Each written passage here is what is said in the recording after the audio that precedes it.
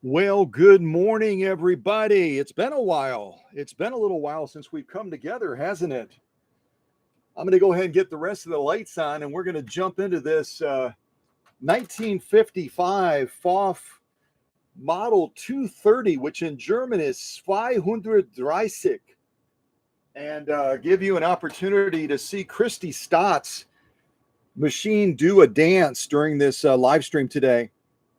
And been having a little bit of 5G network issues, so I'm hoping that our live stream is not disrupted. But if it is somehow disrupted where the video locks up or something like that, just circle back. I'll go ahead and restart another live stream, and we will march forward. We will not give up.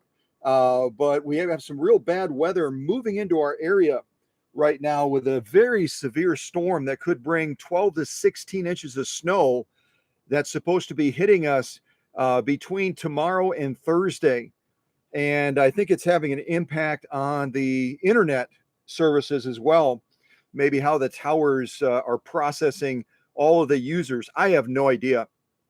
But I did want to alert you to the fact that if for some reason we go dark, we'll go ahead and just restart her again, and we'll march forward so that we can enjoy the opportunity of seeing the transformation of this Model 230, a model that really was the predecessor with its very unique embroidery unit. These were known not just as a sewing machine, but they were known as an embroidery unit. And they've got a very unique cam structure set up in here with a cam stack that allows the machine to sew some pretty amazing stuff. And I'll be demonstrating some of that today as I'm introducing this machine to you. And I believe that Christy Stott, who is from the great state of Illinois, is going to be part of the live stream as well. So kind of keep a watch out for her. It's always great to have the owners of the machine, as I bump things.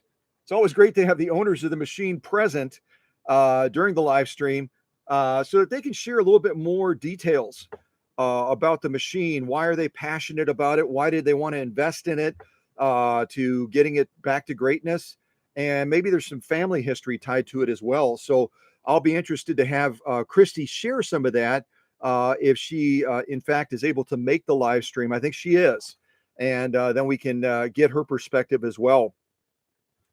So starting out with the 230, and the 230 again is going to have a lot of the same attributes, just an earlier version of the 332 model by PFAFF.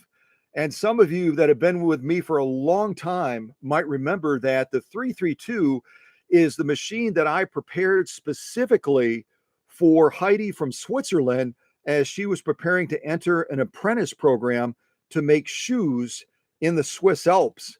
And that's been, gosh, I lose track of time. That's probably been almost 2 years ago, right? And she apparently has completed the program, is moving forward with her career choice of making custom shoes based on the apprenticeship program that she participated in the Swiss Alps. And we've reached another part of the globe, haven't we? Cow Country machines have gone all over the world and have also been received from all over the world as well. So it really is a privilege and an honor to take care of folks that end up taking these machines back to their part of the world and make a difference as a vintage sewing machine sewist. And the same is true within the States. This machine is going to be heading back to Illinois soon.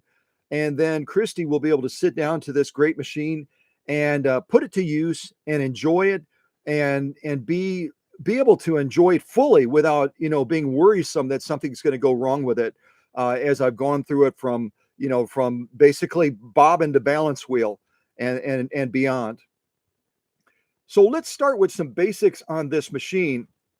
Number one, does anyone know what size motor this machine comes with? What is the standard motor for the PFAFF 230, the PFAFF 530? And I'm going to look at the chat real quick and also welcome some folks and say good morning as you're adding into the live chat the thought as to what size motor this particular machine has with it. It's going to be a little bit surprising to you, possibly, based on what is pretty common among the other PFAFF sewing machines. And I'm also going to throw my jacket on. The temperatures are starting to drop again, and I thought that my veterans jacket would be enough, but I'm feeling a little bit of a chill, even with my little heater running. So I'm going to pop that on and make sure that I don't get chilled during this process.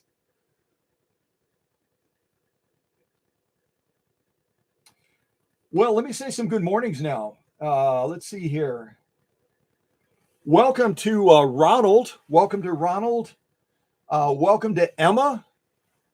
Welcome to.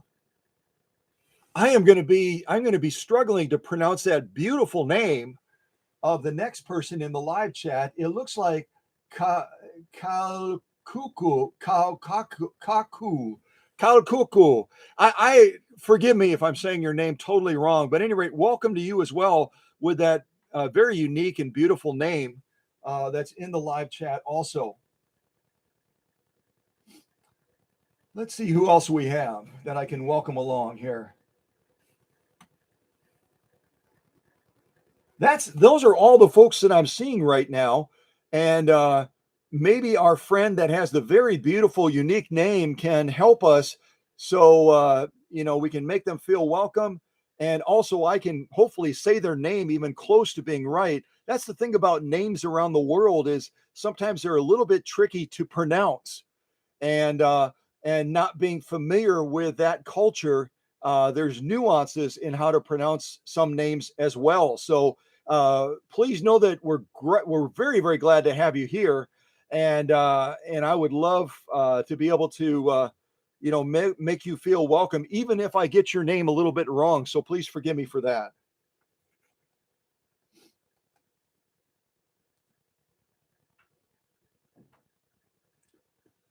Well, Emma is guessing around a 0.9 amp motor.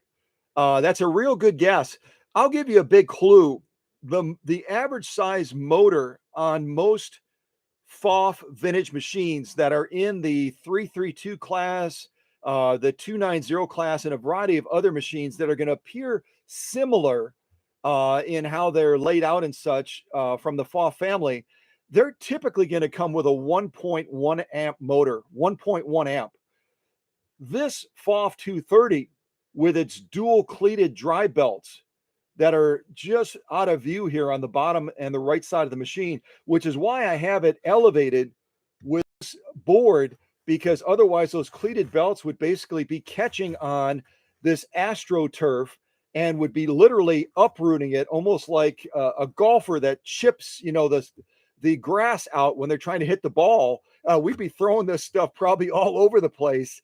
And also you'll notice, and if you saw the little mini reels that I posted on Facebook, you'll notice that I also, under the 4 pedestal type feet that are on the bottom of this machine, I also have these non-skid pads, because when this machine is starting to come to life and begin to roar and do its sewing routine, it's going to be naturally going to be vibrating and agitating a little bit, just because of the power that's being pushed down that main shaft.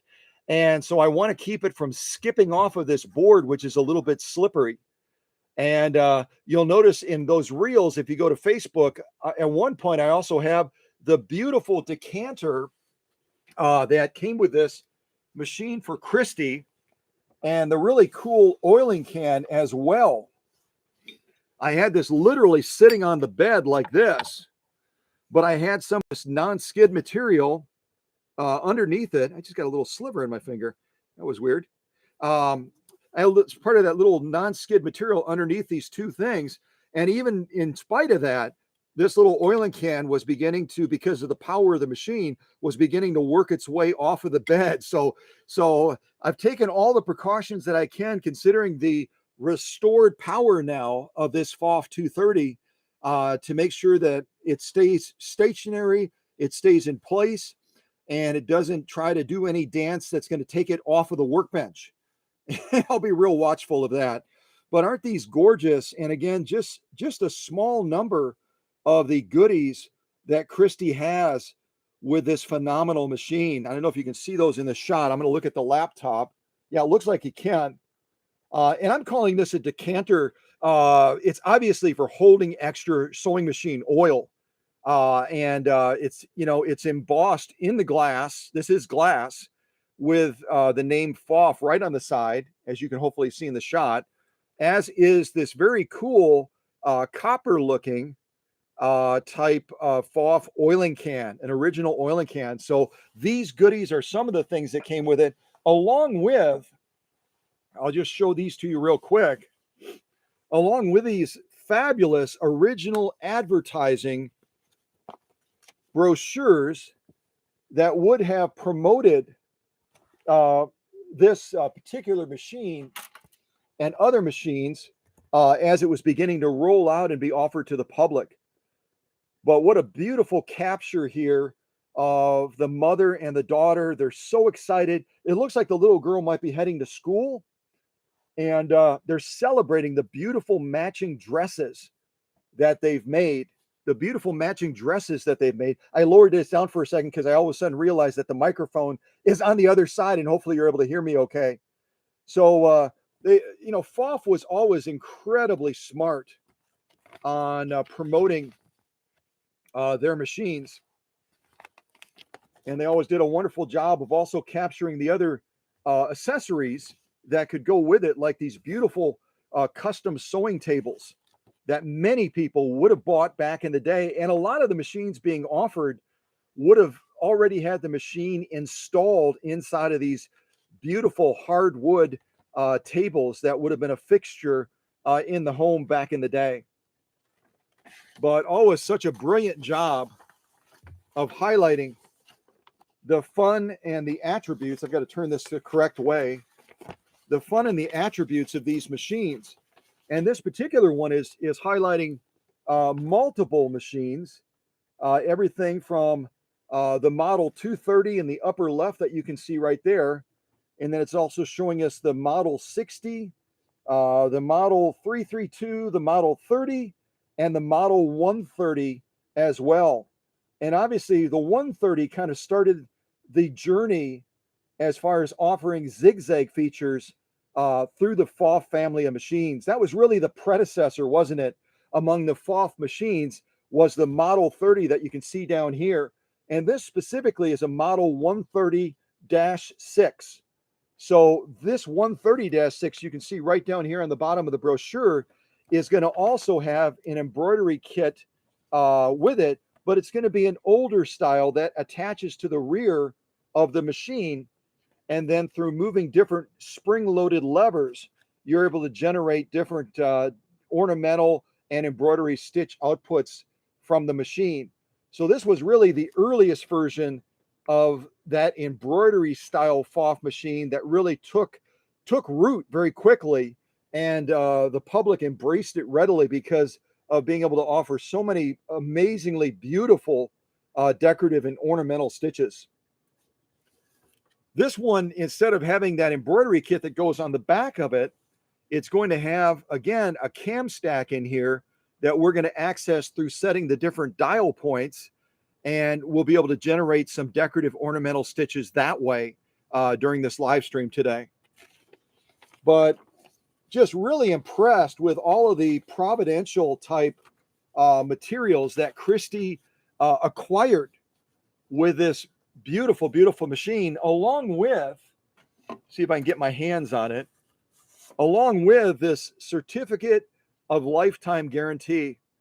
This was pretty common among a number of the sewing machine manufacturers. And then eventually they stepped away from talking about a lifetime guarantee, and a lot of them went to that standard 25-year warranty. And some of the newer machines being released now, particularly by the Brothers Sewing Machine Company, have reverted back to that 25-year limited warranty. Again, I think addressing the concerns that some of us have raised about the longevity and the quality of engineering in those contemporary plastic machines. And so in response to that, the manufacturers have tried to dispel some of that concern, which I believe is legitimate. And they've started returning back to offering on the surface what appears to be a very extended warranty to build confidence in the consumer that they can buy a new machine and they're going to have a machine that will last them for an extended period of time. But again, whenever you get into limited lifetime warranties, depending on what the company decides to write into that, there can be a lot of exclusions, and you can experience an issue with that machine and all of a sudden find yourself high and dry because the company has an exclusion written into their warranty offer that precludes that particular condition on the machine. But back in the day, these were, absolutely legitimate. When this was written out to L. White, whoever that is, and it was purchased, it looks like, or the transaction happened on April 20th, 1955. This was true and blue a certificate of lifetime guarantee. PFAFF stood behind their machines. And if you had a problem, pretty much any problem, unless it was user induced, they would address it for you very, very quickly. Kind of like some of the watch manufacturers like Timex and others, that they would offer a lifetime guarantee on the watch. They would allow you to not only ship the watch back to them free, but they would also perform the repair on it free.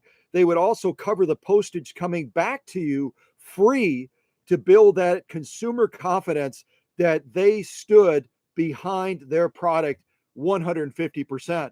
There were other manufacturers of other products. Some of you that are old enough might remember the brand Zenith. Zenith was a brand that made a number of different radios, but they were best known for their television sets. And with their television sets, they had a really cool saying that really caught on to the consumers right away and was incredibly effective in instilling confidence in them as far as that product. Their saying was, well, you know what? Before I tell you what the saying was, type in the live chat if you remember what the Zenith service or what their slogan was that made them famous and so popular among consumers as far as the confidence in them standing behind their product. Does anyone remember what Zenith said? And with that, let me also answer a question that I haven't answered yet. On this Model 230 that we're looking at right now, it does not come with the standard 1.1 amp motor that is on most of the PFAFFs like this, including the 332s. It comes with a 1.3 amp motor, a 1.3 amp motor that's going to peak right around 1.5. So this machine is going to have comparable power and drive down to the needle of what you would expect to see from a Swedish Beauty. It's going to have comparable drive and punch down on those heavier materials, down at the needle, that would be comparable to a Husqvarna Viking, say Model 21, or one of those other classes within the Green Machine family. That's a lot of power. That's a lot of power. And it actually is even greater than some of the other versions of the PFAFF that came out later. So, all right, let me look at the chat real quick and see if anyone has input on what I just asked.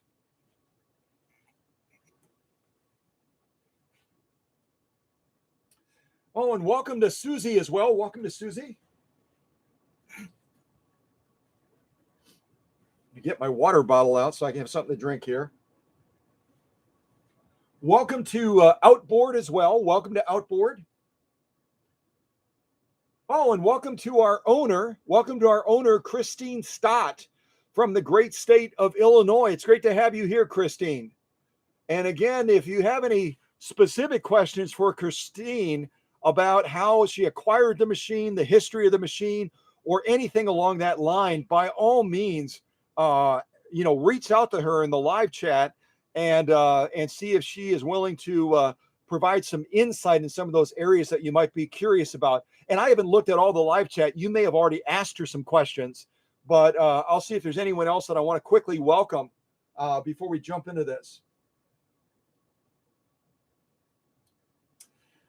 Well, good to the last drop, I think, wasn't that actually a Folgers or a Maxwell House commercial, I believe. Good to the last drop. Again, Zenith made television sets. They weren't coffee makers as far as I know. So they had a totally different slogan, but that was a great guess on Christine's part about oh, she was kidding. I wondered about that. A lot of manufacturers got their toe into all kinds of different ponds when it came to manufacturing goods that were very dissimilar from their core items. And so, one never knows. I mean, look at Singer Sewing Machine Company, who went on to make rifles and went on to make record players and went on to make household furnaces. One of my neighbors in Oconto actually has a Singer household furnace that is probably from the early 1940s and is still heating their home. So who knows? Maybe unbeknownst to us, maybe Zenith did get their toe in the pond of trying to make coffee or coffee makers at some point, because their slogan was fantastic. Their slogan was fantastic.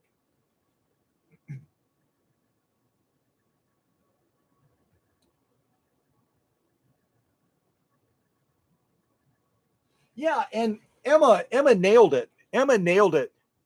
Zenith always would say in their commercials, the quality goes in before the name goes on. The quality goes in before the name goes on. And you could take that slogan or that service mark or whatever you want to call it, you could take that and apply it to nearly anything.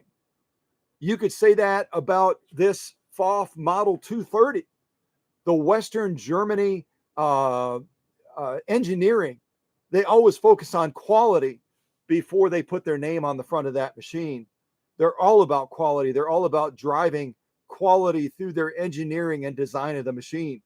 But what a great slogan. And I'm not sure if anyone can legally use that, since Zenith is no longer obviously in business, or what the wait period is to use that type of slogan, or how it's protected maybe by trademark or otherwise. But if I owned a company and I were manufacturing something, boy, oh boy, would I love to be able to use that slogan to instill a sense of confidence in the consumer.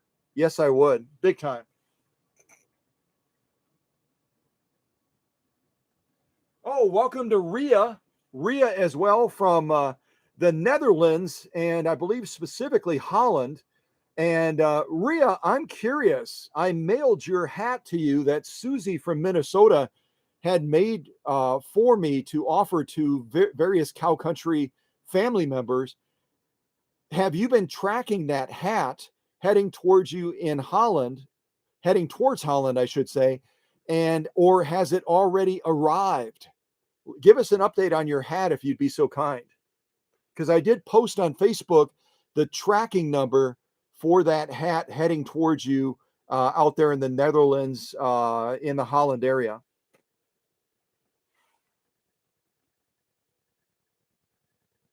Oh, she said she got it. She got the hat. Ria. Wonderful. So that hat made a journey of about 4,000 miles, traveling all the way to where Ria is in the Netherlands, in Holland. And Ria, would you consider, and I don't want to put you on the spot, but would you consider taking a selfie of yourself with a hat, or taking a picture of the hat in some unique setting that would be, right away would make us say, oh, that's Holland, maybe near some tulips or something like that. But would you consider doing that and either email that picture to me so I can share it with our friends, or you could always send it to me via Messenger through Facebook as well. But I would be so grateful if you would share a picture. And I'm sure Susie, having made the hat, would love to see that as well. So just a shameless request for you to consider doing that, if you would.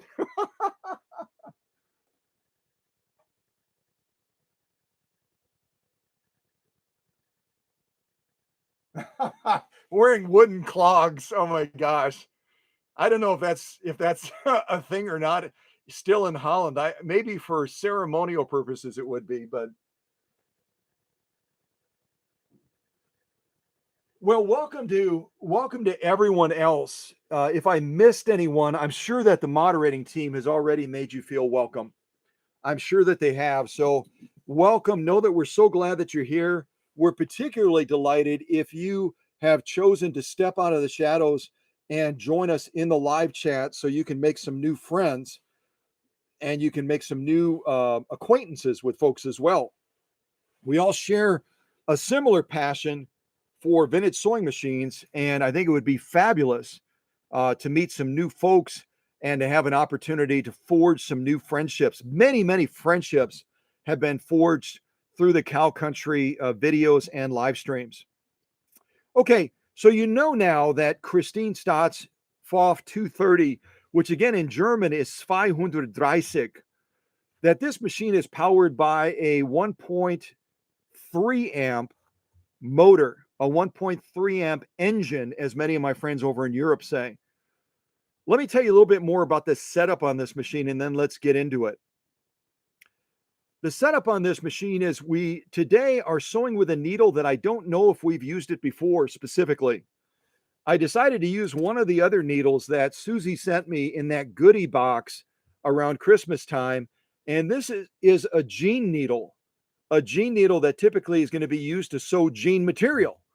But we're going to be using this needle like I do with all of the needles that are with the machines during a live stream, because we generally sew a fairly wide field of different materials. We're going to be sewing on jean material for sure using this needle, and it's going to be a size 90-14, which is kind of the middle of the road needle. It's not super small, it's not super big like a harpoon needle, but it's a good medium range type needle, a 90-14. And again, if you're brand new to sewing, the 90 represents the European equivalent size. The 14 is the US equivalent size of the needle. So it's just 90/14. But we're also going to be sewing leather with this. We're going to be sewing, let me see what else I have. Cotton. We're going to be sewing, I think we're going to be sewing some Naugahyde as well. That artificial fake leather that looks like leather, but it's not. And then we're going to be just doing a lot of embroidery sewing, since this has that unique embroidery unit. And it was made concurrently with the model 332, but it was a little bit earlier than the 332 in its first production. So we're going to be experiencing that embroidery kit in its infancy, doing its dance through this live stream. And as a resource to do that, we're going to be using Christy Stott's PFAFF automatic embroidery card. And this embroidery card is a dial-a-stitch type thing where you can turn this around and then it gives us the different settings. On this side that we're looking at right now is going to be single needle. And then if you turn it over, it gives you the dual needle or twin needle settings as well.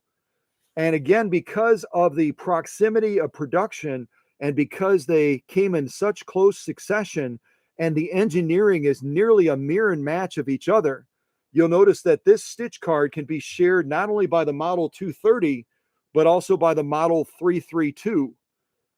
And if you're idly curious, 332 in German is 332. 332. So whether you're using the 230, 230, or you're using the 332, 332, you can use the same stitch card for both models. Okay. So a little bit more about the layout of the machine, and I'm not going to goof around with the camera too much for fear that I've got some connections that are a little bit, they're not loose, but they're kind of finicky. And if I bump it in the wrong way, what it'll do is it'll kill the video feed, and then I'll have to restart this live stream. So I normally would wiggle the camera around quite a bit more and get closer and do other things, but I'm going to be a little bit more static today, just to be safe. So a quick navigation of the threading, and hopefully you can see it fairly well. I'm just going to carefully adjust the camera up a little bit. There we go. I think that's pretty good. So a quick little thing on the threading. We're going to come off the back, and you'll notice that these are collapsible spool pins, which are really nice, so that you don't leave them in the up position and potentially bump them and snap them off. A lot of these do, even though they collapse, a lot of these do sometimes get caught on things, and they do get broken off. You'll see that very, very often within this series of PFAFFs that offer this particular design feature. But at least they had a good thought in mind. You know what I mean? So, and we come off the top, we go from the spool pin right back here. We come through this threading point right here, which is basically a hole that you have to put the thread through. Then we have a thread guide right here adjacent to control B. And I'll talk a lot more about these controls just so you know how to identify them on your machine if you're trying to figure out some of the decorative embroidery type stitching that the machine might be able to do. So we come through this thread guide right here by control B. We then come across the front of the machine right here through this thread guide right here. And on this thread guide, you're going to come through the top, and then you're going to thread it back left to right through the bottom hole, and then come down around the tension discs. And I say this all the time, but when you're threading any sewing machine, make sure that your presser foot lever on the back is in the up position so that those discs don't have any tension, and you're able to slide that thread deep in between the discs and get proper upper tension. Then you kind of come around the bottom of these tension discs. You come through this take-up spring or this check spring, and then you're going to come up to the take-up arm. You're going to thread that from right to left. You've got a thread guide right here. You've got another thread guide right there. And finally, just above the needle, you have another thread guide right there above the needle that you have to bring the thread in from left to right so that that thread is centered, because you're going to be threading this needle from front to back. And the flat side, obviously, of the needle will go to the rear when you're threading it also. And while these machines did come with an auto threader, you kind of push it here, you can see it kind of dropping down a little bit. They notoriously have issues, and Christie's is no exception. So I tried to make some adjustments to it to get it to work, but it has its own mind, and it works when it wants to work. So that was one of the things that, you know, I've encountered multiple times with these PFAFF machines, is that the auto needle threader that drops down is a little bit temperamental. It drops down beautifully, but there's a pivot feature of it when it hits a certain plateau length that causes it to pitch towards the rear of the needle to allow that auto threading process to occur. And it's very, very finicky. I think it's one of those designs that if we were able to talk to the original designers of it with the knowledge of the challenges that people have experienced with it, they would be the first ones to admit that they could have designed it a little bit differently. So that's just a little bit of history on that. And when we're loading the bobbin in the bobbin case, this is going to have a front load on the raceway area. You're going to snap it into the front. The bobbin case is going to be loaded with the bobbin so that when that thread is dispensing, the bobbin inside of the bobbin case is going to be turning counterclockwise. So, you know, just be aware of that as far as setting the machine up for success so that you can enjoy all of the features that it has to offer. The other couple things I'll tell you real quick is, as I point at the different controls, and I'll just kind of go from the top down if that's okay. Underneath this little door right here is going to be Control A. And with Control A, you have the option to set it on anything from 1 to 8. And you click it, and it even has a little arrow on it that you probably can't see, but if you look at it, you can see it readily. it has a little arrow which tells you only turn this dial clockwise. And then as you click it, it'll activate different connection points with the cam stack to generate the appropriate stitch output. But this is Control A, like Apple. Then we move over to this center one that almost looks like a clock to me. It almost looks like a clock tower right in the middle of the sewing machine. And that's going to be Control B. Control B is going to also be one of those controls that you have to set to be able to access the different embroidery stitches that this Model 230 can do. The next control is going to be this right here, Control C. And this is changed by pushing it in and then rotating it up or down. And then you'll see this control right here kind of moving in conjunction with it. But this is going to, in fact, control your needle position. And depending on the embroidery stitch that you're doing, you may have to make a change on this. And it's broken out in 3 different positions. When you push it in and you push it up to the highest position, it's going to be in position 1. When you push it in and you bring it down halfway, so it's right in the middle, you're going to be in position 2. And when you push it in and you bring it all the way down to the bottom, which is going to give you a far right needle position, you're going to be in position 3.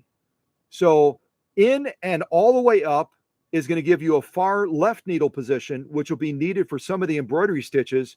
In and to the middle point is going to give you setting number 2 as far as the scheme of things. And then finally, in and all the way down is going to move you into position 3 and is going to give you a far right needle position. So very easy to adjust it, very easy to change it. And in some instances on the stitch card where you would be given one of those numbers, either 1, 2, or 3, it's going to have a 0. It's going to have a 0 on the stitch card setting in this little window. And what that tells you with a 0 is that this control is going to be overridden, or it's going to be manipulated by the cam functions of the machine.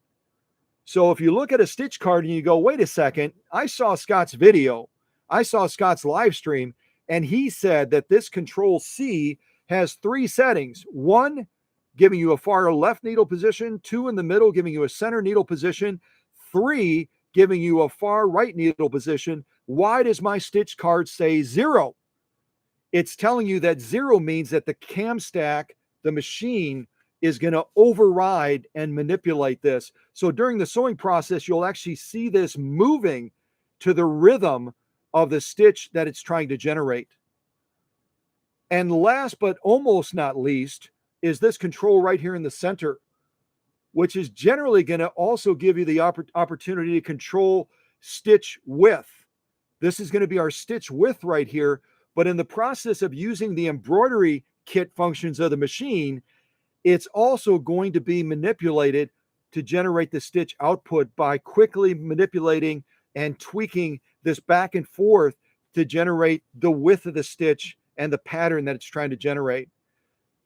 There's also this little metal pullout right here, and it's really important that if you're trying to use the embroidery functions of it, there's a little pin. When I pull this out, there's a little pin on the bottom, and it has to seat in the top of Control D. This is Control D again. There's a little groove right underneath here. You can't see it. There's a little groove that the pin that's part of this assembly slides into, and what that allows to happen then is the cam will then manipulate this back and forth, sometimes in conjunction with Control C. On some stitch outputs, Control C and Control D will be doing a magical dance together, and it's really almost mesmerizing to watch them do that. But that only can happen if you pull this out and you make sure that the pin that is connected to this little dial thing goes into that little groove that's part of this Control D. Otherwise, you can pull it out of that groove, and then you can just change Control D to manipulate and to adjust stitch width. I hope that all makes sense. I hope I did a good job of explaining it. If I did, would you put like a little smiley face or a thumbs up in the live chat, just so that I know I did a good job of explaining this control center of the machine? This little control right here is going to set boundaries. It's going to allow you to set boundaries. This is oftentimes used when you're using buttonhole features on the machine. I seldom, if ever, use it. And most people I talk to that have either a Model 230 or its sister, the 332, very seldom use this either. But it's there if you want to, if you want to apply it. This control right over here is going to allow you to lower that light assembly down so you can change out the bulb. Christy's machine came with one of the old incandescent bulbs. They get super duper hot, and they also do not provide nearly the clarity of light that the LEDs do. So I did upgrade Christy's to an LED high output light, which does, I think, a brilliant job. I've got all of my shop LED lights off above right now, and because of the lighting from the machine, you can see the bed and you can see the needle area very nicely. So lighting means a lot when you're a sewist. And instead of having to drag out a huge number of auxiliary lights to try to get sufficient lighting, you can change out that incandescent bulb, get a lot more light, get a lot more clarity of light, and also a lot less heat being generated, which in the wintertime isn't a big deal. But in the summertime, when the temperatures start to get up there, even a light like this can generate a huge amount of extra heat in your sewing space, especially if it's a smaller sewing space that doesn't have the greatest of ventilation. The last control I want to point out to you, and it's not even on the stitch card. If you look at the stitch card, it talks about control A, B, C, D.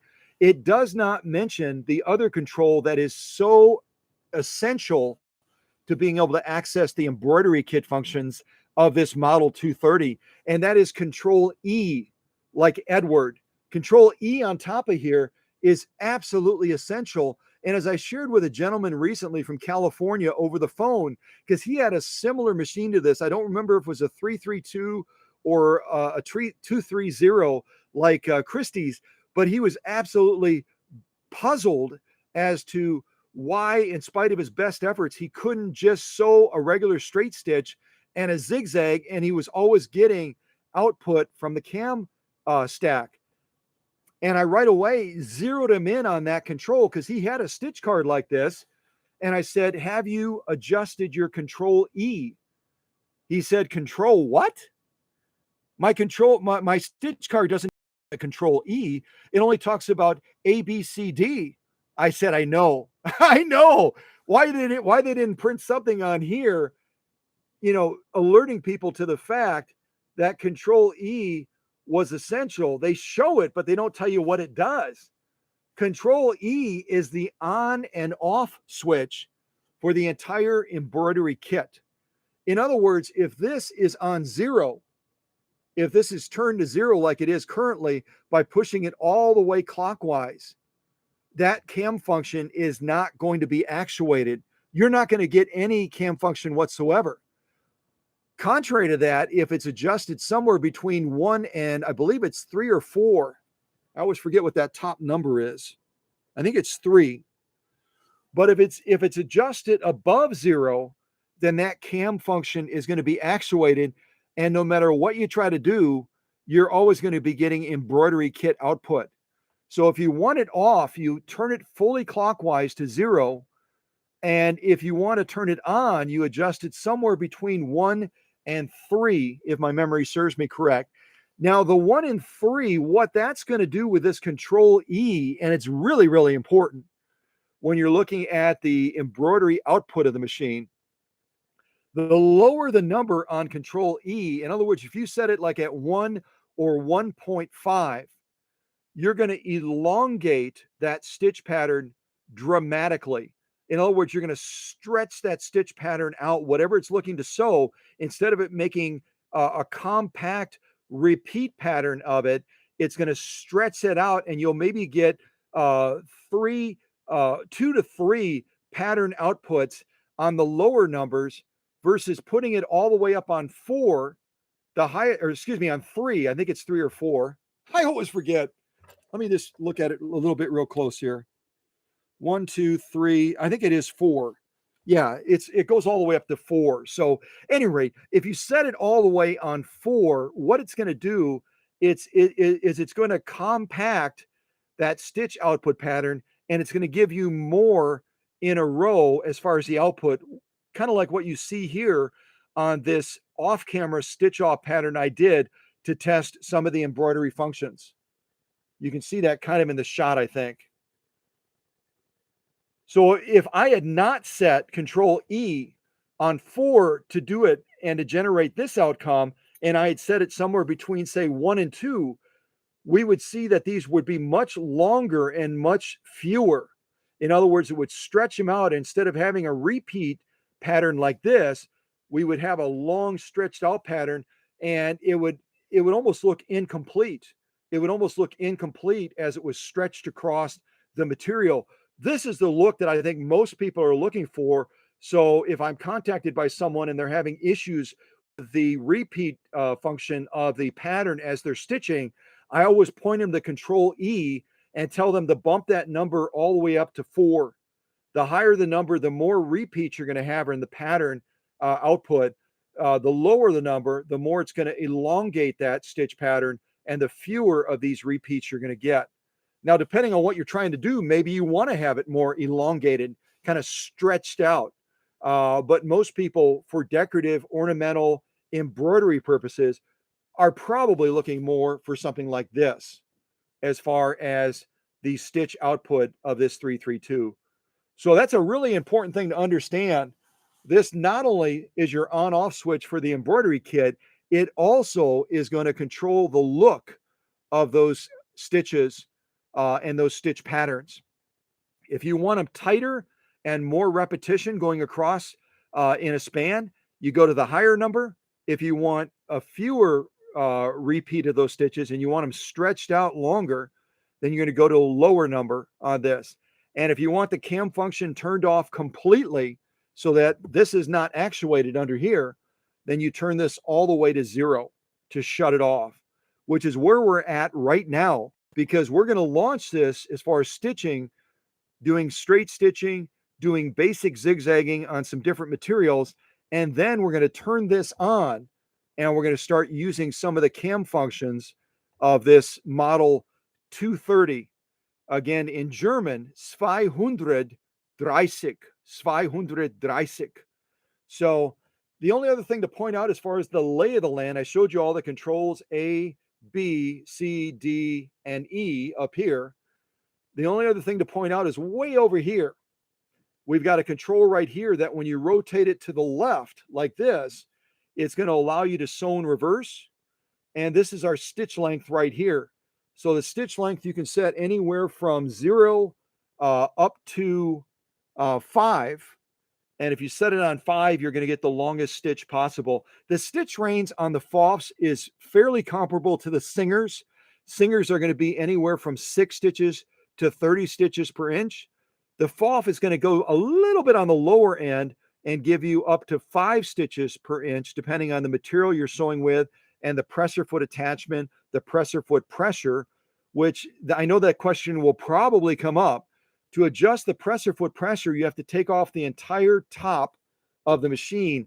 It comes off very easily, but if you're wanting to make presser foot adjustments in the sewing process and you've got the machine threaded, it's a little bit more cumbersome because there's a little screw over here that you have to turn to increase or decrease the presser foot pressure just under the hood of the machine. So be aware of that. If you're sewing the heavier materials, like some of the leathers, we're generally going to bump up the presser foot pressure by turning it clockwise. If you're sewing lighter materials like cottons, silks, and satins, you're generally going to turn it counterclockwise to reduce the presser foot pressure so that you don't get bunching and the material flows a little bit more evenly over the feed dogs and underneath the presser foot. And this machine can certainly, right now it has a standard universal type presser foot attachment, which came in this box of goodies that Christy got with this machine. All of this stuff right here, you can see kind of in the shot, extra bobbins and all kinds of attachments. But you could always also add a walking foot to this machine or a roller foot as well. And excuse me, I've shown those to you in other live streams, possibly a walking foot like this. This is actually for a Kenmore. You could add a walking foot like this, or you could also add a roller foot similar to this model 230. And a roller foot like this would give you even better, would give you even better feed for thicker materials or multiple layers as well. And they have different types of these roller feet. Some of them have plastic wheels, or maybe they're a Teflon material. Others have metal roller wheels, and they have a rear metal roller wheel and a front metal roller wheel as well. That's the type that this is. So this one, I think, does an excellent job in moving material. I'm going to turn on my other LED light. There we go. In moving material more evenly.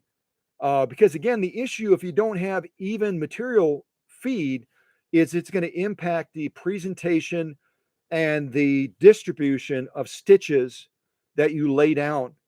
If you're sewing something real heavy and you've got your stitch length over here turned all the way up to 5, but you're getting a much stubbier stitch, that could simply be an issue of not getting that even feed and either having inadequate presser foot pressure, or maybe needing to look to moving to a roller foot or a walking foot. So just know that that's available to you when you're sewing different types of materials to get even better stitch output, stitch presentation, etc. So, yeah. So I'm going to look at the live chat real quick, see if there's any questions or comments. And again, during the live stream, if you want to, you can send me a text, or you can call me and actually be on the live stream live, in a sense, almost like the call-in radio stations used to do and have people call in and be on the air, in a sense. You can actually do that during this live stream.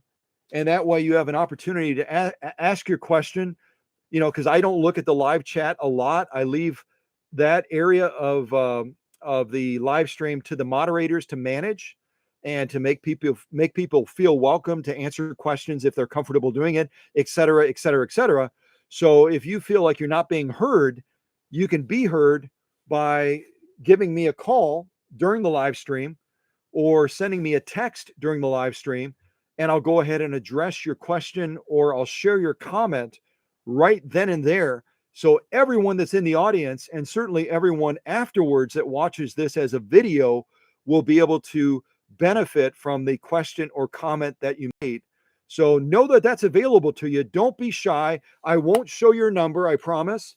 I'll protect your privacy, but it'll give you a voice either by text or by calling me, so that you can enjoy that.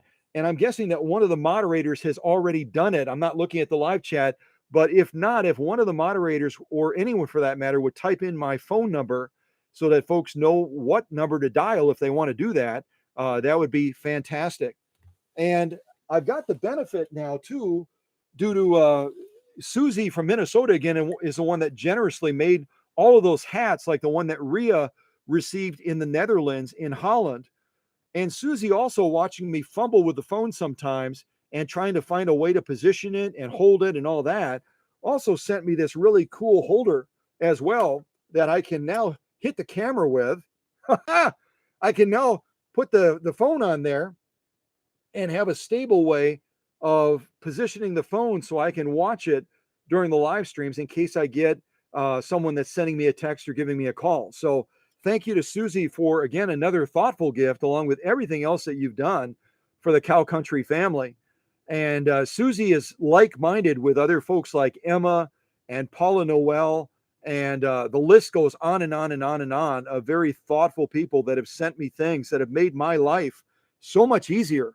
And I'm so grateful for your kindness. I truly am. So I'm going to put the phone on here, and then if someone wants to send me a text or call me, they can do that. Oh, I actually have a call from the owner. Hold on.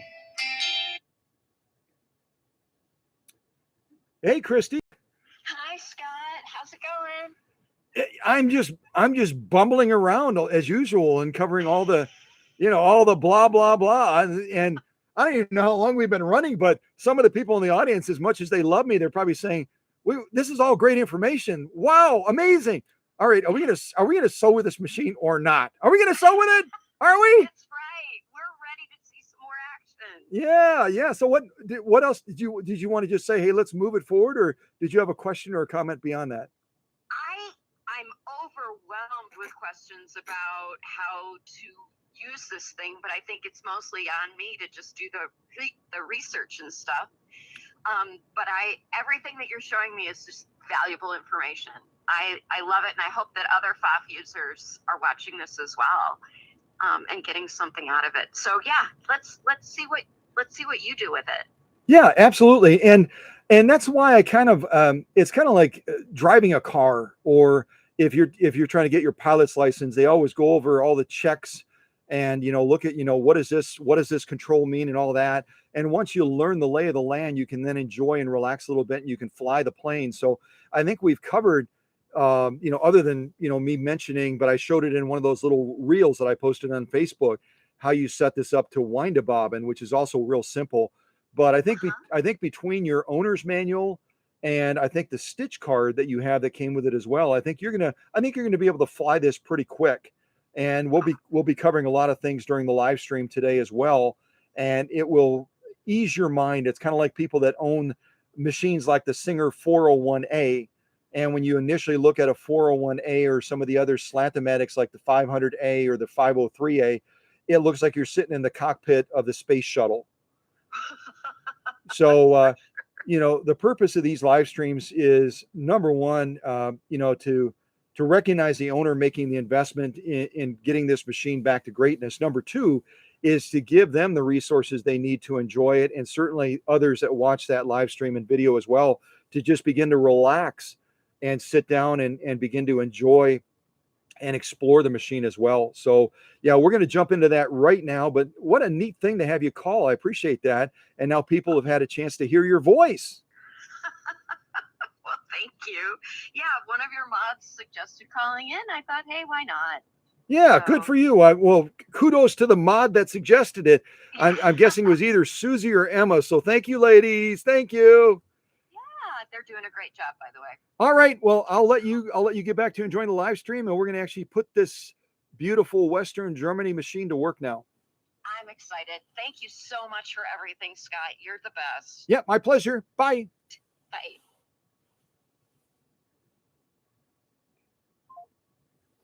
Well, that's fun, isn't it? It's always fun having the owner in the live stream, but it's even more fun when we can, in a sense, feel a connection to them and listening to their voice and just hearing their enthusiasm and their excitement over a machine that was struggling, and now it's ready to do its dance finally on the live stream.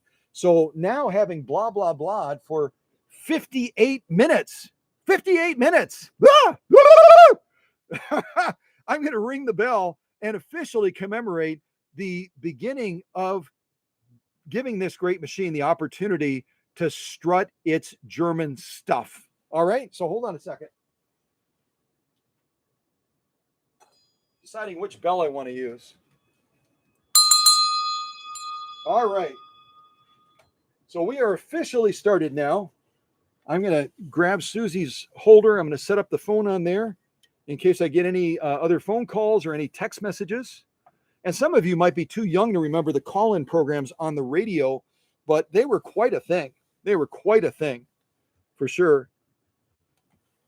So what we're going to be stitching first as we launch into this, and again, we're using a jean needle designed for denim, but we're going to be sewing a wide field of sew-offs with that needle, just as I've done with other needles. I mean, we've gone through leather with embroidery needles and everything under the sun. So we're not going to hold anything back on this size 90-14 denim needle. So the first thing I think we'll launch with, just for fun, is some of this genuine elk hide.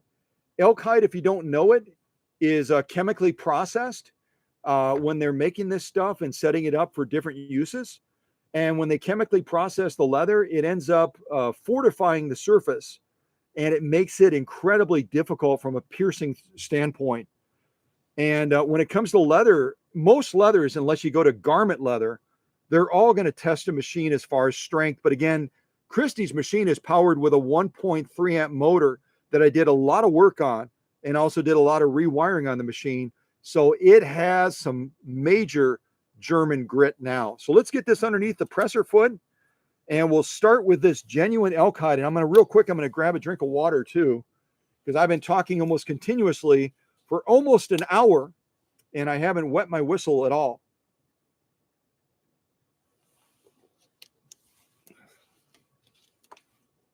All right, and I'm just going to look at the angle of the camera a little bit. Again, I don't want to fidget with it too much for fear that I'm going to knock something out of whack. And I would love to manipulate it around a little bit more and get closer, but I think I'm going to leave it alone pretty much during the sewing process. Okay, so I always mention it, and I mention it again and again and again. Make sure your take-up arm is at the highest position and that it's beginning to do its downstroke. So I've got to go just a little bit higher. Now it's going to start its downstroke.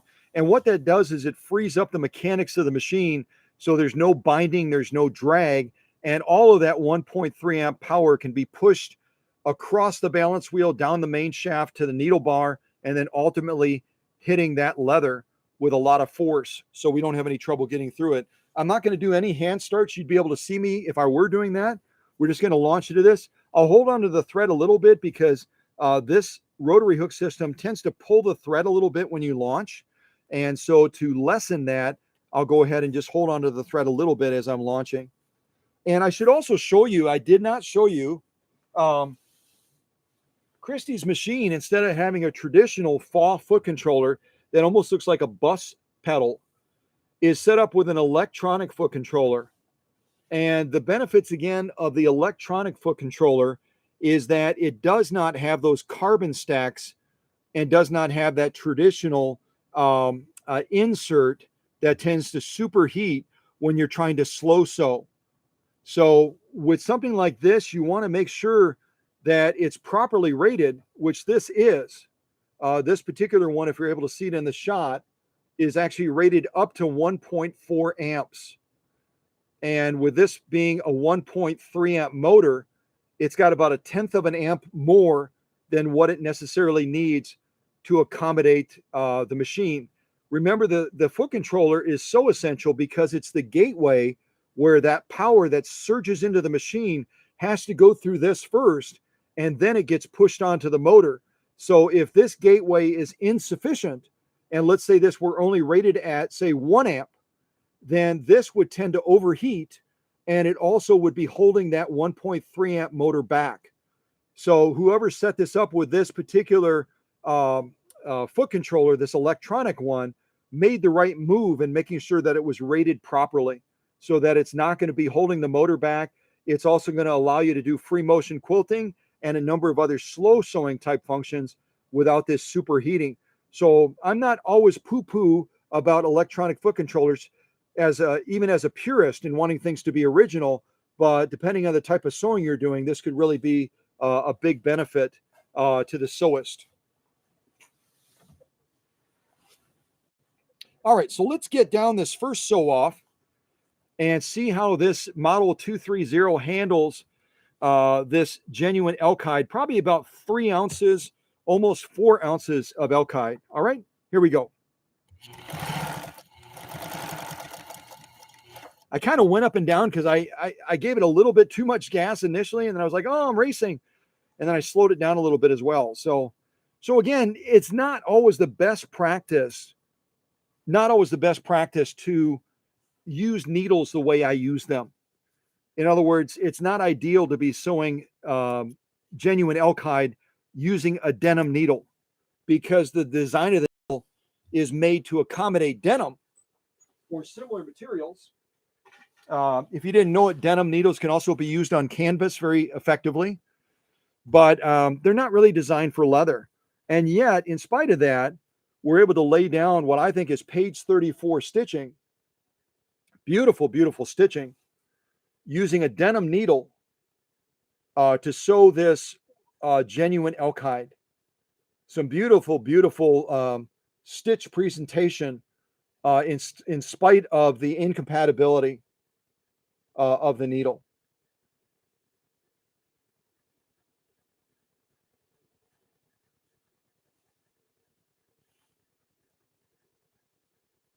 Yeah, you can see the thickness again from the side. Nothing lightweight about this stuff. Nothing lightweight at all. And then on the back, as we turn it around, you can see we've got a beautiful lock stitch as well.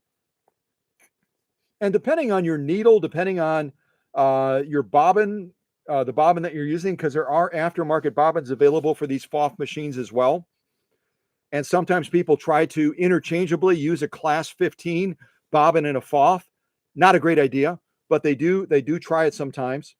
But when you've got it set up properly and you've got some good tension balance, you can get a really good outcome, even using a denim needle to stitch on some real heavy grade leather like this. And as I pull it back, you can kind of see those stitches popping out and saying, look at me, look at me. So, but I'm really pleased with how easily, I mean, the fact you would have some machines, some vintage machines that would hit that leather and they would literally be stopped in their tracks. But Christy's model 230 then went through a lot of workshop magic, went through this stuff just with no hesitation, just like an easy cotton sew off, and just buzzed through it. So we can also, we'll put it back underneath the presser foot, and just for fun, we'll buzz down it one more time, but this time we're going to throw down a zigzag stitch and see how the machine handles that.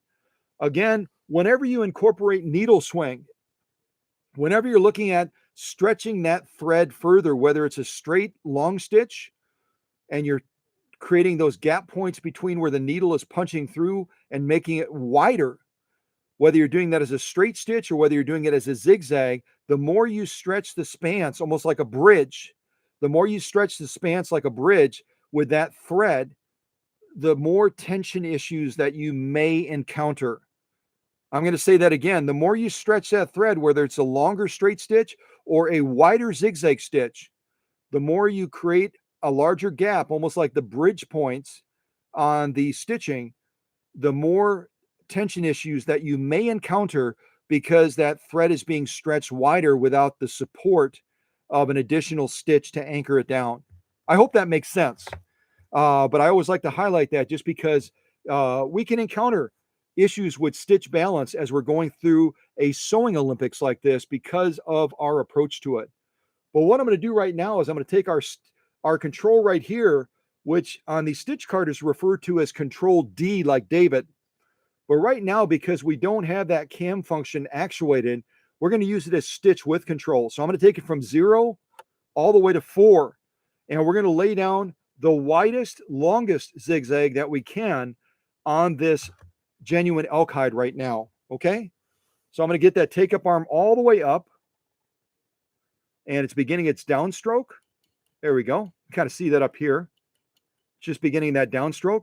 Now we're going to lay down a zigzag on this genuine elk hide as well. All right, here we go. I gave it a little bit of gas, but I was only in the range of that electronic foot controller. I was in the upper registry of it, upper registry. Barely had it pushed down, barely.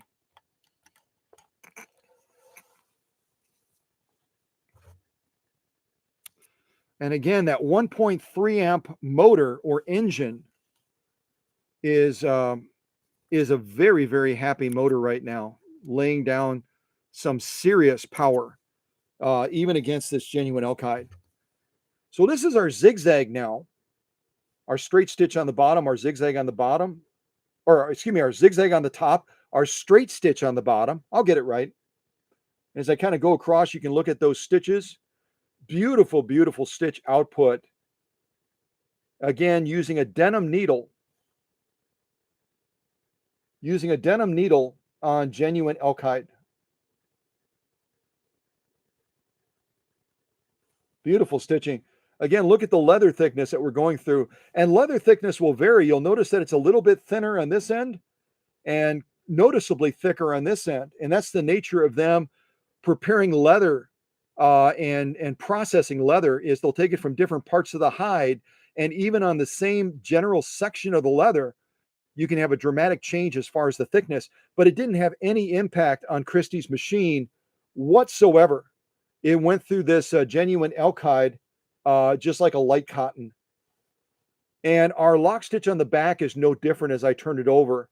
Beautiful stitch definition with that zigzag. I don't even really have to pull it back. And that's the beauty of the zigzags. The zigzag will, even on a thicker nap material like this, will kind of pop through. And if you look at it real closely, you can see it popping through the nap and presenting just an absolutely spectacular stitch from a standpoint of spacing and overall integrity of the stitch as well. Just going to pause real quick. I think the camera's trying to go out of focus a little bit here. There we go. So I'm really pleased. Our initial sew off, which only took us an hour to get to, our initial sew off on this genuine elk hide really, really speaks volumes about where this machine is at right now as far as dancing through with absolute ease on sew offs that would stop other vintage sewing machines and definitely a lot of contemporary machines right in their tracks. So I'm going to move our stitch width back to 0 again. We're going to stitch some other material with a straight stitch. I'll throw this genuine elk hide to the side. And just so you can see what I've already done off camera in preparation for this live stream, I did all of this off camera on this same needle that we're using right now. Again, it's a denim needle, but it's a Schmetz needle. And when I'm dealing with Schmetz, I have a lot of confidence. So I did some of this embroidery work here where I was actually stitching, and I talked about this on Facebook through one of the reels. Here I was actually stitching off of the stitch card using what would be the twin needle sewing settings using a single needle. And what it does is it kind of fattens up the stitch a little bit, doesn't it? Makes it a little bit more girthy, a little bit more broader, but it still lays down a beautiful stitch pattern. But I sewed that. I sewed this denim as well, since I was using a denim needle. There it is. Sewed some of this protected full grain leather. Sewed some of this nasty Naga hide stuff. Some other saddle grade leather. Some genuine elk hide. Some more Naga hide. And you can see what this Naga hide stuff does. See how it curls like that? That's because of the vinyl factor in this stuff. It's a fake leather and it has a high level of vinyl in it. And so as soon as you sew it, it generally kind of goes into a curlicue thing like this. Yeah, I think that's, well, and also I did this single layer of protected full grain leather as well. But my point is, I really do want to get some idea of the capabilities of the machine before I go to the live stream or before I go to the video. So this is what I did. Oh, and along with this, testing the embroidery functions of the machine also. But this is almost like a little mini sewing Olympics by itself. Most sewing people that you take a machine to, if they service machines, they're going to give you a single stitch off, usually showing the basic utility type stitches, and that's going to be it. They're not going to be sewing a wide field of materials like this. So it opens your eyes as an owner to the capabilities of your machine. And that's one of the reasons that I do this. And I, as far as I know, I'm the only one in the world that does it to this extent. I want to open up the eyes of owners and others that watch the live stream and the video to, I had no idea that my PFAFF 230 could potentially sew through, a lot of denim or leather or Naga hide, or I had no idea it could generate these ornamental embroidery type stitches. So that's really the core purpose of what I do through these live streams, is to open up the eyes, number one, of the owner in showing them the capabilities of their machine that they otherwise might not know. And also for those that watch it later on, to all of a sudden have them say, wow, I had no idea. I had no idea that that machine could handle that type of thing. I had no idea that it could sew leather, let alone go through as much leather as I saw Stott sewing with it. So, yeah, hopefully you get some of those aha factors and those what or wow factors as you're watching this live stream. So again, I'm going to throw this elk hide to the back in the live stream pile, and we're going to move on to some other sew offs. Why don't we're talking about this Naga hide stuff. And again, I know that Emma and others are more knowledgeable about the roots and the history of Naugahyde than I am. I know that it was used a lot to be a more affordable option to give a leather-like look without having to pay the price for real leather, and that it was man-made stuff. And it has a lot of vinyl in it, as we saw by it curling like that when you sew it. But apart from that, Emma or Susie or one of the others, if they want to share a quick little blurb about what's the deal with Naugahyde and that sort of thing, that would be cool. But we're going to be going through 2 layers of it, which is probably about the equivalent of 6 ounces of material. It's going to be a fairly thick sew off. And historically, I always learn from my experiences. I learn from my mistakes. I remember the first time I presented this, I think I tried sewing it back to back. It was an honest and a thoughtful thing to do so that we could see the stitch output more readily. A little bit easier to see maybe than on the back side of here. But that was a big mistake. This stuff is real slippery. And unless you're employing a roller foot or maybe a walking foot, you're going to have issues with stitching it this way.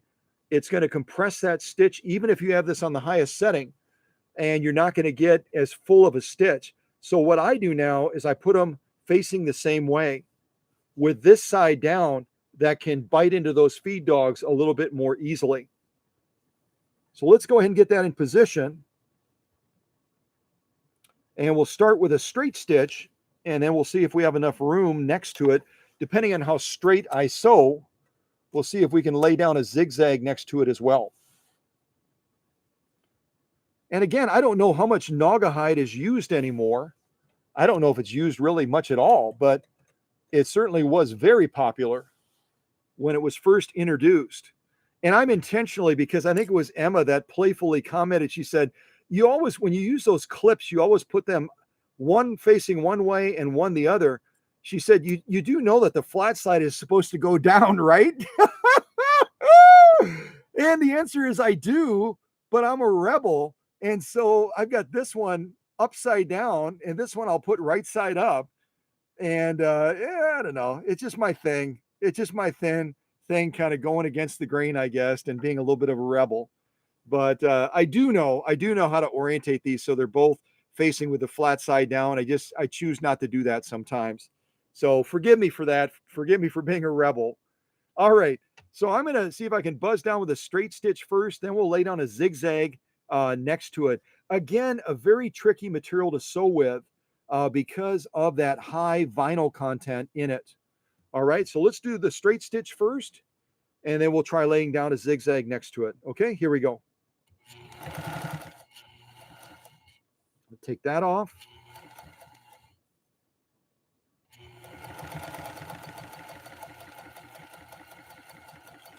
And as usual, I didn't do such a great job in sewing straight. And you can see as soon as I let go of that, how it's curling. This is kind of tricky stuff to sew because of that vinyl content that is in there. It just really makes it a little bit more challenging in getting that material to lay down properly.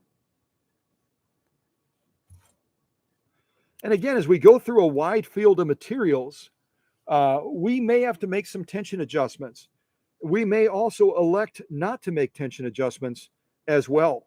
So I'll do the zigzag and then we'll look at both of these stitches and I will comment on what I'm seeing and tell you what we would do if we were looking to sew a ton of Naugahyde over the course of a sewing project. But you can see what it's trying to do right now as I let go of it. It's just like, okay, sit. No, I don't think so. Sit. Be good Naugahyde. Be good. No, don't wanna.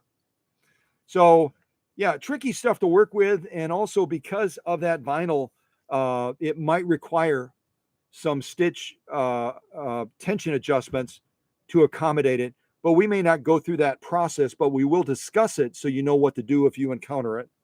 All right, so let's go to a zigzag now. I just moved my stitch width from 0 over to 4.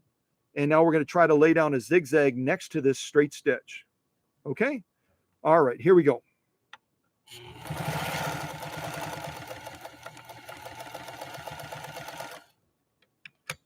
Kind of slowed it down a little bit. And yeah, I'm glad that this happened because we are seeing some potential tension issues. We are seeing some potential tension issues, and I'll discuss with you what we're seeing and why it's happening so that you can benefit from it.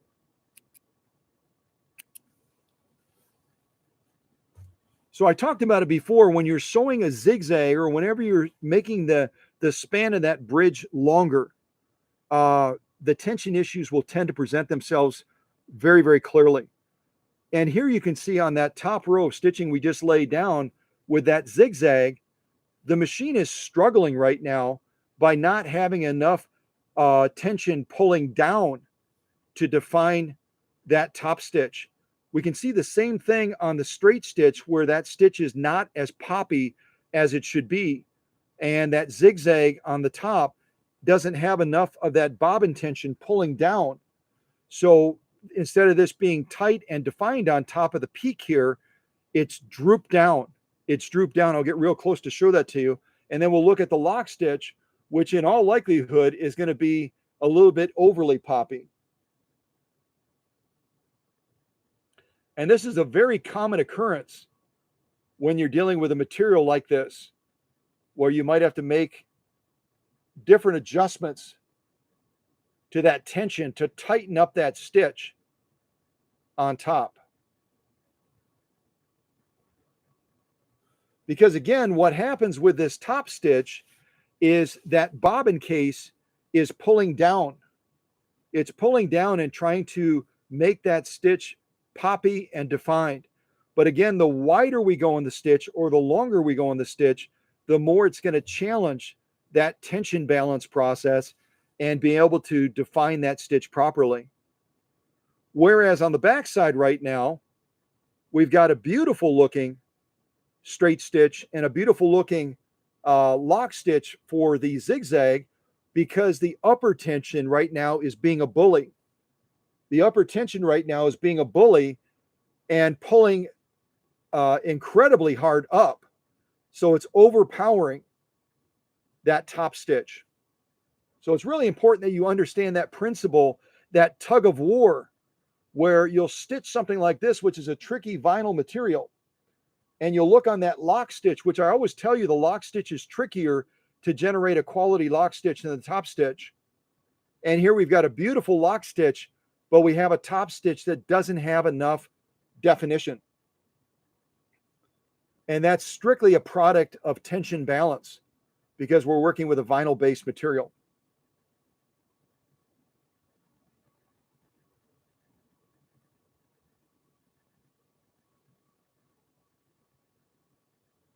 So the simple fix for this, if we were going to be sewing a ton of this, both to get better stitch definition for the top stitch or for the top stitch straight stitch and also the top stitch zigzag, is to back off this upper tension. Right now, this upper tension for this material is turned up too high. And part of the challenge with the upper tension unit that PFAFF uses on a lot of their vintage models is it does not have a set boundary like a lot of the upper tension units do.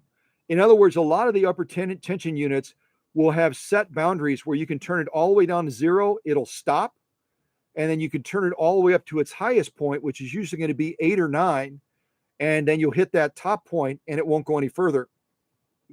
On this upper tension unit on the model 230, you can turn it and turn it and turn it and turn it and turn it and turn it and turn it until you get all the way with it all the way screwed in or to a point where it's almost ready to come off. So there, when you're going through a wide field of materials like we do in these live streams, it becomes a little bit more of a challenge to say, okay, when we last sewed this material, I set it on 5 or I set it on 6. So I'm going to set it on 5 or 6 again, and I'll get a great outcome as far as tension balance up and down on this particular material. The problem with the PFAFF upper tension, again, is it does not have those set boundaries. So it becomes a little bit more trial and error to try to adjust it to accommodate different materials as you're going through them, potentially in a project. So just be aware that our fix on this is really quite simple. We back off this upper tension. It takes away some of the authority from that lock stitch on the back. It gives that authority back to that top stitch.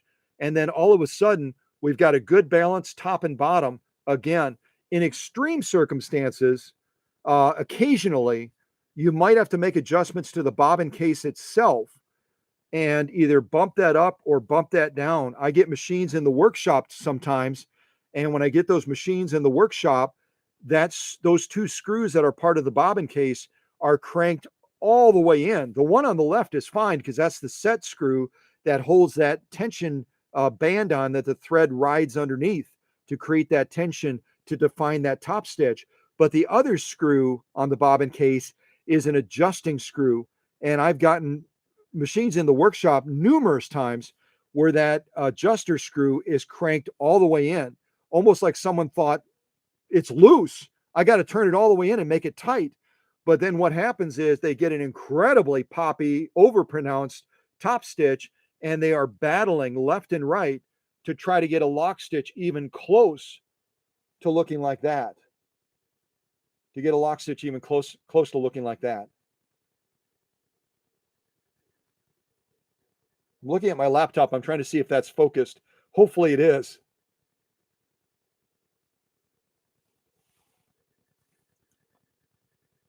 So our solution is really quite simple. I'm not going to invest the time to do it right now, but if you encounter this, especially if you're sewing a material like this that has a lot of nylon in it, you know what to do. If you're getting an underdefined top stitch, an overly defined lock stitch, just back this off. If it's the opposite and you're getting a nicely defined top stitch, but the lock stitch is underdefined, then you're going to do the opposite. You're going to, if this is overly defined on the top, then you're going to have to bump this up. You're going to have to bump this up a little bit. Hopefully you're able to have enough of a range to adjust it so that you're able to get the stitch tension balance even top and bottom. Okay. So I'm going to throw that to the back. Naga hide is always a fun thing to sew. It just is. It's always a fun thing to sew. Okay, let's move on to some other sew-offs. Since I'm using a denim needle, I might as well sew denim, right? Let me see which one of these is a little bit bigger.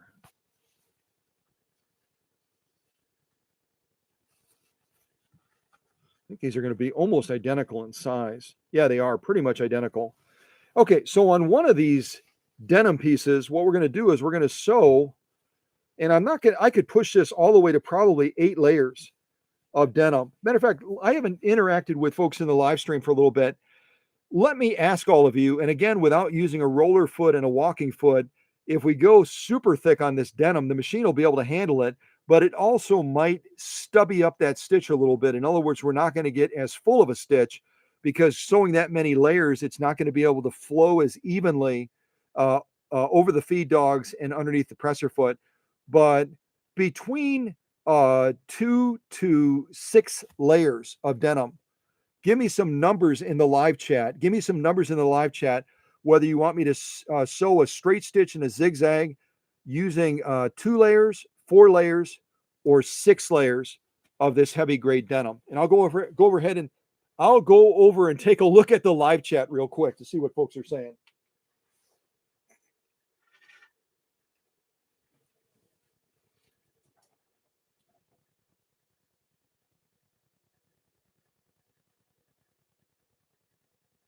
So I'm seeing 6 layers,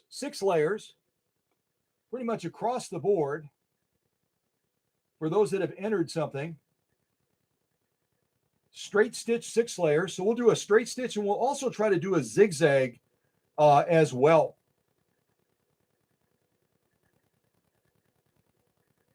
And I have, hello to Candido as well. And I'm not sure what Candido is.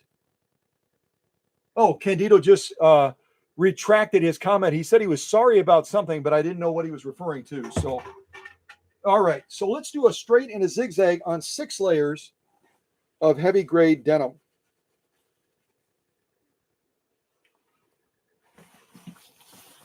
All right, so the way I'm going to fold this then is I've got 2 layers right now.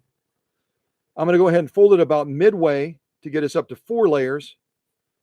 And then I'm going to fold it one more time to get us all the way up to 6 layers of heavy grade denim. And again, we don't have the benefit of a roller foot or a walking foot. So I know the machine shouldn't have any trouble doing this, but it might stubby up that stitch just a little bit because of the feed factor. So I'm going to get that into position. Try to move it a little bit further to the left.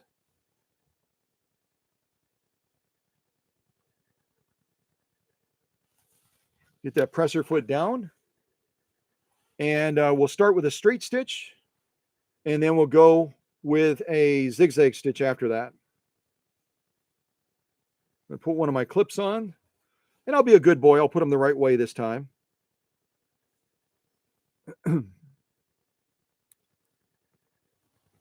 All right, so straight stitch first. And then we will do a lock stitch. Or excuse me, we'll do a zigzag after that. And I'm just going to move this over just a little bit more. I'm kind of looking at that position. There we go. I think that'll give me enough space. If I sew relatively straight, I should be able to lay down a zigzag right next to it. All right, here we go with a zigzag. Again, we're using a denim needle now on denim, which is the first legitimate sew off we've done. We'll see how the machine handles that. And again, you can see in the shot, I'm not going to give the machine any hand start. We're just going to launch into it. Okay. All right, here we go. 6 layers of heavy grade denim. I'm going to take that one off.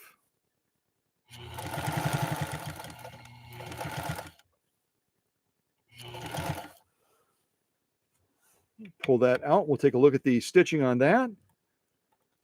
And again, I'm looking at undefined top stitch. So I'm gonna make an adjustment finally. I haven't done it yet, but I am going to back this upper tension off just a little bit because I'm getting an underdefined top stitch, and we're going to see if we can address that straight away. So I'm going to, again, it's hard to know kind of how we're adjusting this because there's no set boundaries.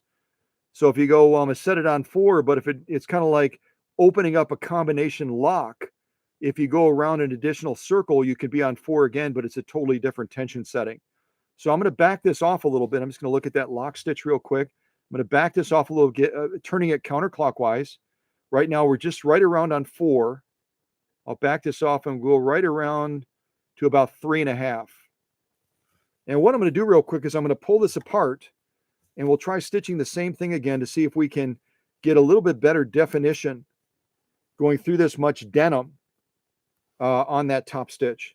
Because right now, it's a little bit underserved. So let me just do that. I'm going to pull this apart. Hopefully I can do that.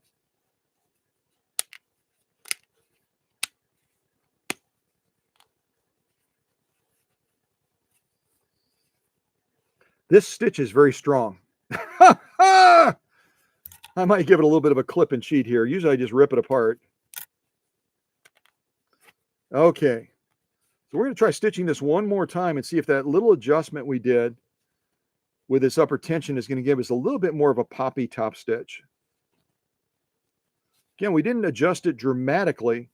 We just bumped it down a little bit from 4 to 3. But that should give us a little bit more authority back to that bobbin case. And granted, most people in most instances are not going to be sewing 6 layers of heavy grade denim. They're probably going to be doing somewhere between 2 to 4. But we like to push things a little bit harder. So I'm going to go ahead and fold it again. Get us right in the middle, up to 4 layers. Get us back up to 6 layers again. So let's see if that adjustment has brought an impact. Again, it wasn't a dramatic adjustment, but we'll see if that helps. All right, get that back into position. But once you understand the principle of adjusting tension, it makes life a lot easier in dealing with tension issues as you're going through a wide field of different materials. So don't be intimidated by that. Just understand the concept that the bobbin case is pulling down, the upper tension is pulling up, and then you can have a lot more confidence in making those adjustments as they're needed. All right, I'm going to get that to the proper place. Let's buzz down and do a straight stitch, and then we'll try a zigzag. I'm just going to move this over a little bit again. All right, here we go.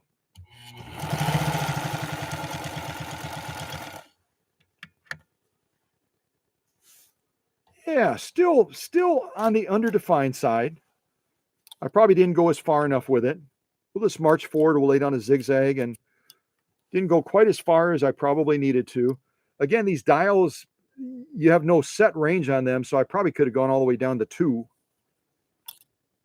So we'll try a zigzag, see how balanced the zigzag is, and then we can always circle back if we end up sewing more denim with this.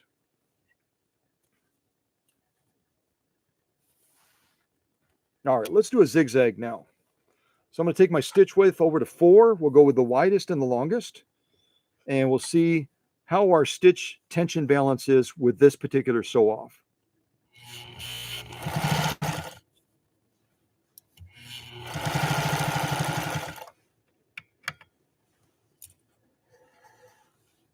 Yeah, we're getting the same thing again. So I think I might have to do something more drastic. I'm going to see what our tension setting is on here. Might have to do something a little bit more drastic. Adjusted it down to around 3.5. We're going to go all the way down to 2. And I'm going to be hard pressed, I think, to pull this apart. Let me use this other piece of denim, and we'll try this, adjusting this all the way down to 2. Now, again, when you're sewing different materials and different thicknesses, generally you can control things using this upper tension unit, adjusting it down or up accordingly. But in extreme circumstances, that bobbin case might have to come out because right now the bobbin case is being overpowered by this upper tension. So that bobbin case might have to come out, and that adjusting screw might have to be turned clockwise. Again, on bobbin cases, you do it in very small increments. You do it in very, very small increments. You don't go crazy with it. So we've got 2 layers, 4 layers, and now 6 layers.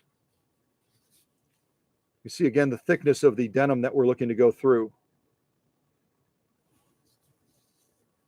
So we've gotten a little bit more aggressive now about adjusting that upper tension back to give more authority to that top stitch. Let's see what impact this will bring. And otherwise, we'll just have to concede that bobbin case will have to be adjusted.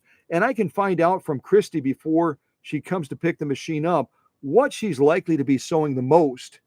And then the tension can be set to that. When you're doing a live stream like this, where I'm sewing a wide field of materials, I mean, going through all of this, it becomes a little bit more of a task to try to set the machine in one way because it has to be adjusted when you're going to different materials. But we'll get it set up perfectly for her, and then she can have the confidence that she won't have to do a lot of adjusting of the tension to get the stitch output that she wants. Well, we've turned this all the way down to 2 now, and we'll see if that's enough to start to pull that stitch definition back the direction that we want it to go. If not, the alternative would be then to go into that bobbin case. Just going to move that over a little bit. Okay, so let's sew another straight stitch, see what we get. Here we go.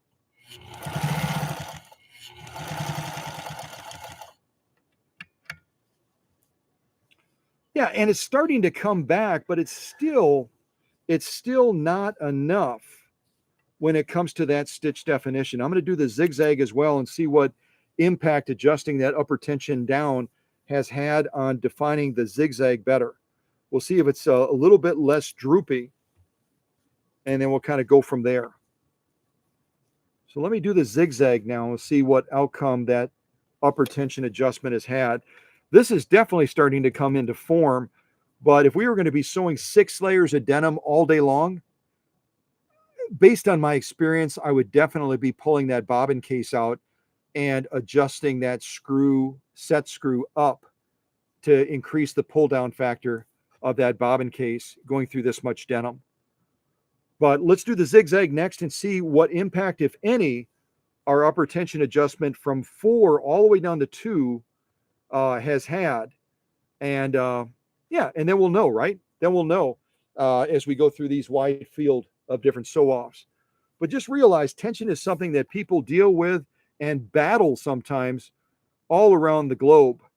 The difference is if you know how to tackle it and what adjustments to make to bring the outcome that you want, it's something that you will win the battle each and every time. It just might have to take adjustments up and down, and then also, just the patience of going through that adjusting process.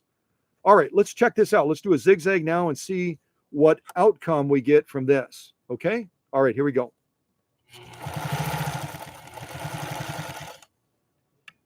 Yeah, and it's still not high enough, but it is tightening up. It is tightening up. You know what I'll do real quick, and it's going to be a little bit more cumbersome, especially trying to balance this machine, balancing this machine with one hand as I'm pulling that bobbin case out on camera. But you can see we've come quite a ways from this to this, where it's starting to come into form now. But I think we can benefit, at least from me showing you what to do with the bobbin case as well. So I'm going to carefully tilt Christy's machine back. I don't want to lose those non-skid pads either. And I'll see if I can get this bobbin case out. It's catching on the hook a little bit.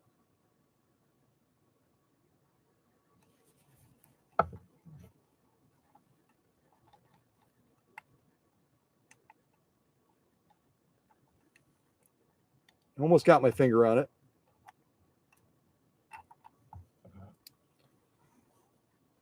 Okay.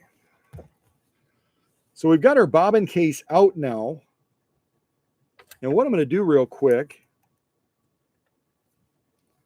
is I'm going to make an adjustment on this bobbin case, and I'll show you exactly what I'm doing. And as you saw in one of the recent live streams,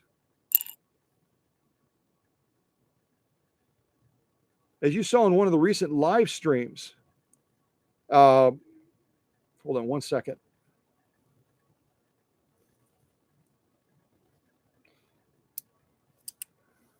Pull this out completely. As you saw in one of the recent live streams, even going to a different bobbin can all of a sudden throw the tension off. So again, when you're putting the bobbin into the bobbin case, you'll go ahead and put it with a thread under on the PFAFF 230 like that. Let me actually get it lined up with a slat so we have that a little bit easier.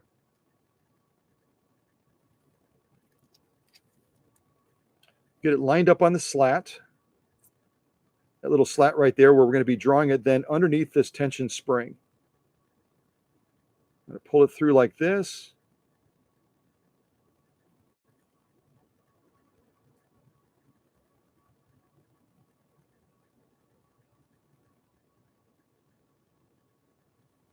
Just going to use my magnifiers to make sure that it's all the way underneath there. It's a little bit harder to see sometimes.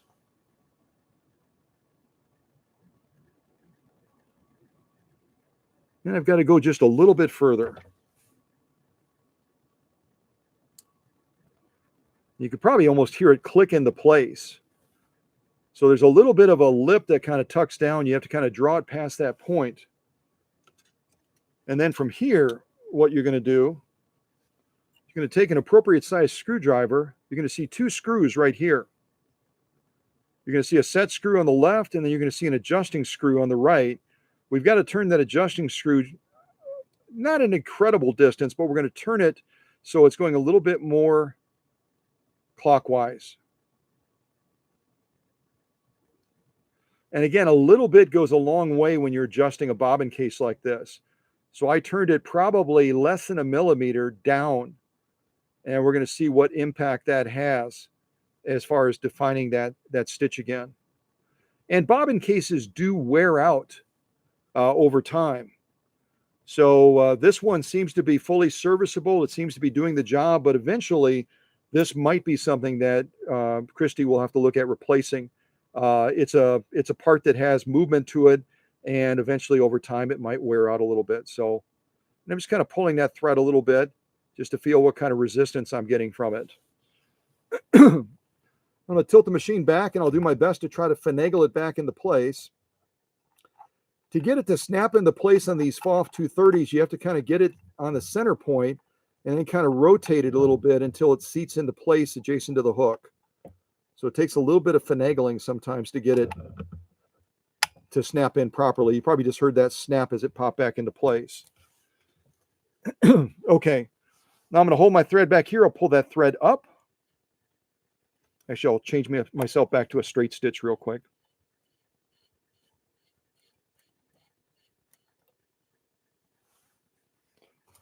Go ahead and draw that thread up.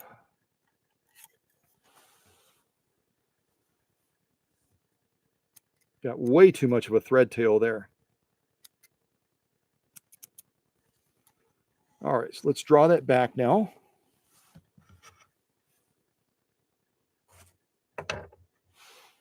All right, we're going to try a repeat of the same thing. I might have to cut some more denim unless I can pull this apart real quick. Do my best to pull it apart, although when it's stitched together like this, it's easier said than done.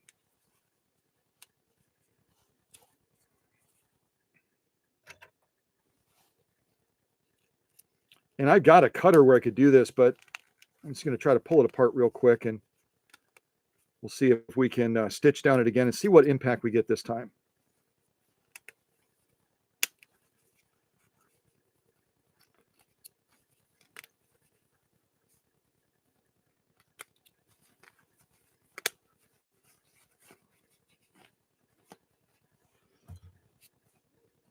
Okay, we get all this thread off here. We'll try stitching down again, see what the machine does this time with that slight adjustment we made on that bobbin case.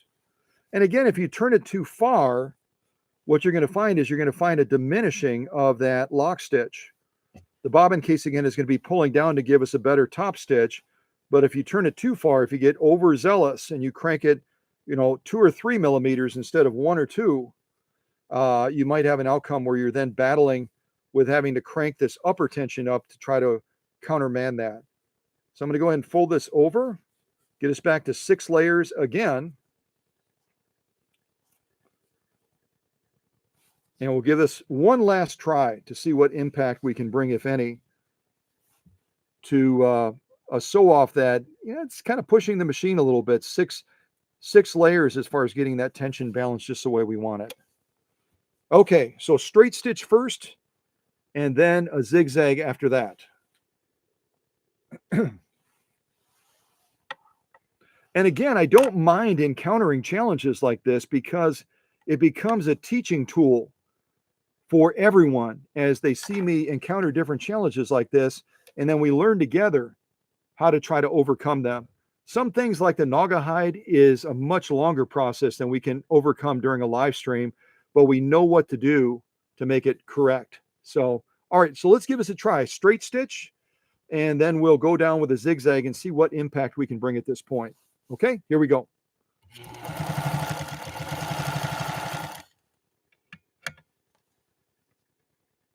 Yeah, that's the way it's supposed to look. Yeah. Let's lay down a zigzag and I'll show this stitching to you. What a night and day transformation from what we were getting. What a night and day transformation.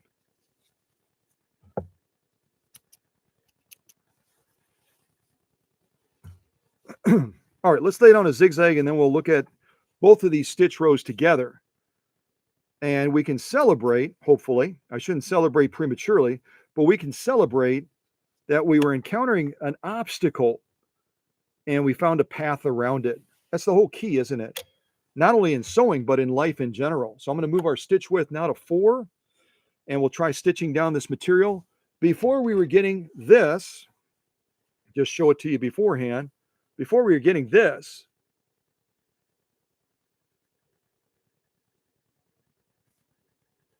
backside looked pretty doggone good. Looks really good, actually. Top side, not so much so. Let's see if we have been able to zero in on it a little bit more, making that adjustment on the bobbin case. Okay? All right, here we go. All the way up, double checking. Yes, I think so. All right, here we go.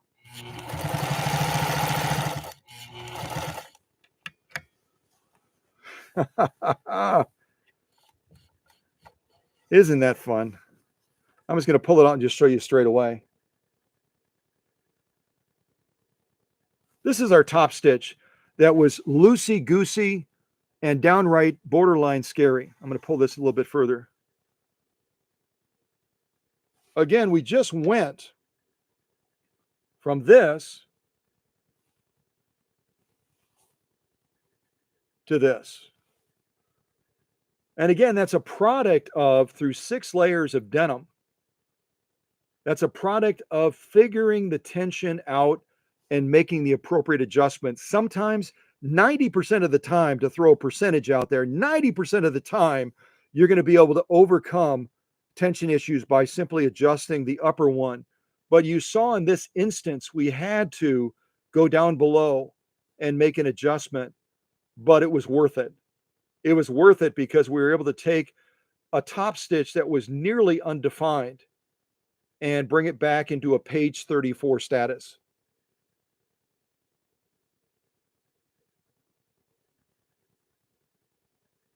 So don't be overwhelmed by tension adjustments. Here we got a little bit of an extra fluff on there. That's fine. Don't be overwhelmed by tension adjustments. Make the adjustments that are needed and then get that machine zeroed in so that you can have a balance of stitching where we've got a lock stitch down here, particularly with that zigzag. That's really coming into beautiful form now. Really quite a lovely zigzag stitch, isn't it? And we got a top stitch that is just off the hook from where we were just moments ago. We tried to overcome it, manipulating the upper tension, and we really weren't having the success that we wanted. So we had to go down below and make that adjustment. And now it is as it should be, as it should be. So exciting when you can encounter a problem and you can have success in overcoming it. It's always exciting when that happens. Sometimes it'll take longer. Sometimes it'll take a shorter amount of time. But if you're persistent, you can always overcome it. So I'm going to throw these 6 layers of denim back to the rear by that nasty naga hide, and we will continue marching forward. We will continue marching forward. All right, what do I want to stitch now? Let's just change gears. Let me see what else I've got before I change gears. I've got protected full grain leather. I've got saddle grade leather, more protected full grain leather, saddle grade leather. So why don't we do the saddle grade leather next? And I am going to, because this is not as slippery as that naga hide, I am going to do this back to back. So we'll be able to see the stitch definition much easier. We'll do a straight stitch. We'll do a zigzag.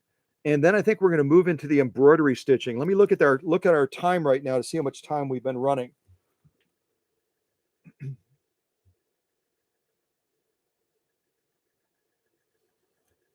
So about an hour and 53 minutes. About an hour and 53 minutes. So we're doing okay. We're doing okay. But I want to move into this next phase of actually showing the embroidery functions of this machine as well. So I'm going to get these 2 layers of saddle grade leather in place. And we'll move on to the embroidery side of the sewing machine. After all, it was known as the PFAFF automatic and or the PFAFF embroidery machine back in the day. That was really its claim to fame. So we want to show some of that fame during this live stream, okay? All right, so getting my take-up arm all the way up. We'll go with a straight stitch first, and then we'll lay down a zigzag stitch after that. Again, not a light sew-off. We're looking at probably about 5 ounces of saddle grade leather. This is the type of leather they use to make gun holsters. They make different equestrian things, if I'm using the correct term, for horses, and a number of other heavy-duty applications. I think they also make wallets and purses sometimes out of saddle grade leather as well. It's a nice, versatile leather, incredibly durable.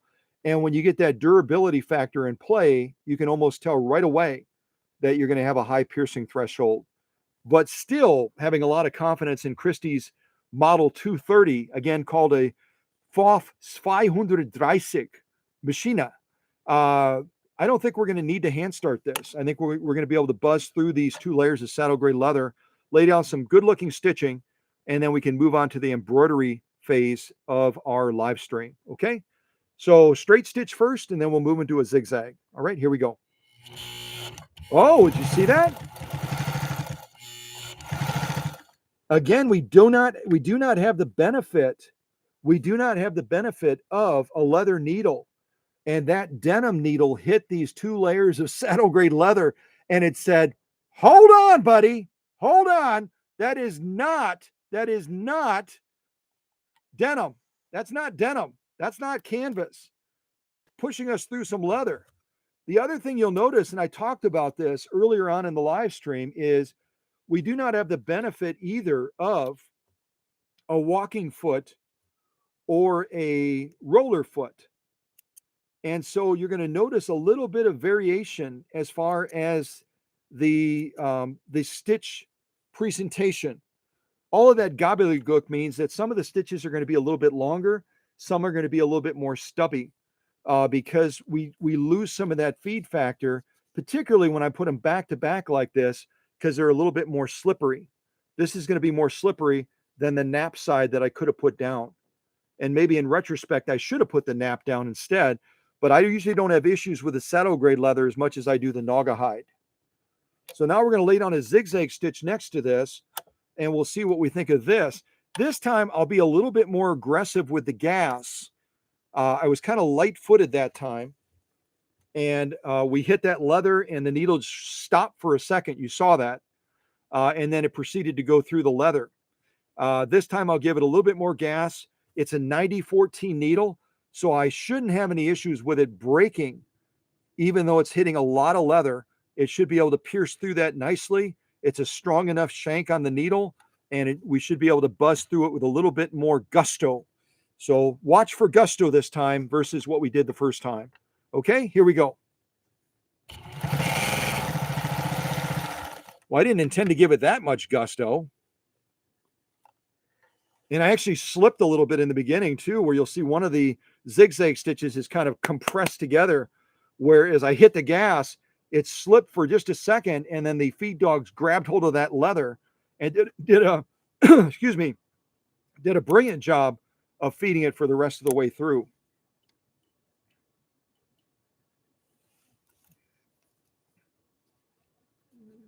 All right, let's take a look at these stitches. And again, our setup is not ideal. Understand that. When you're sewing this level of leather and you're doing it with a denim needle that's already gotten a significant workout, plus the stuff we've done on the live stream, it's not the ideal setup. So let's look at this from right to left. You'll notice on the end where we had that little bit of almost like hitting ice when you're trying to launch in the wintertime in Wisconsin, those tires might spin a little bit. And then all of a sudden the traction control of those feed dogs grabbed that leather and said, "You're coming with us." And we got a beautiful outcome. Matter of fact, I'll show you this. I'll show you the skid, and then we'll move across to where that traction control of this PFAFF kicked in.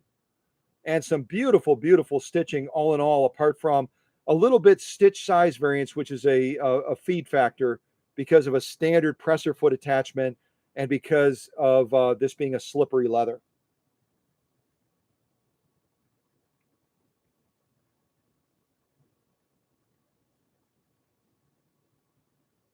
Right there on the end, you can see that skid where the traction was not kicking in.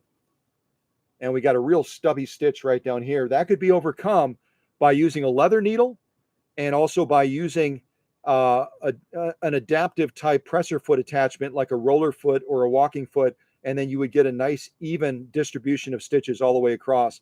This is not surprising to me at all, considering the thickness of the leather that we just went through using a denim sewing needle. So I'm going to go across again and kind of show you. This again is our top stitch.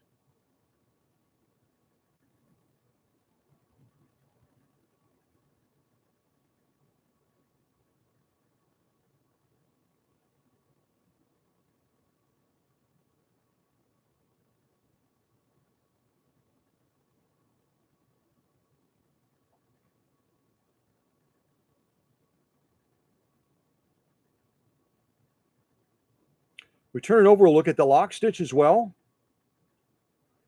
Here again, we have that little skid point where I launched kind of fast and the leather slipped a little bit.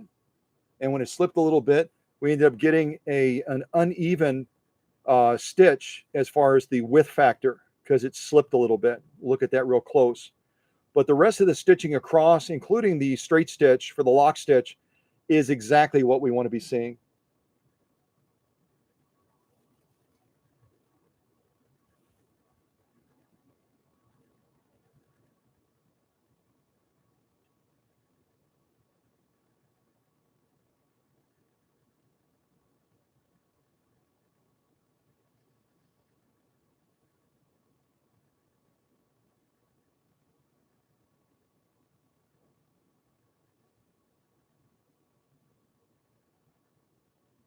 So again, considering that this is a very, very unconventional and a less than ideal setup, using a denim needle to sew leather of this grade, I think that the machine did fabulous.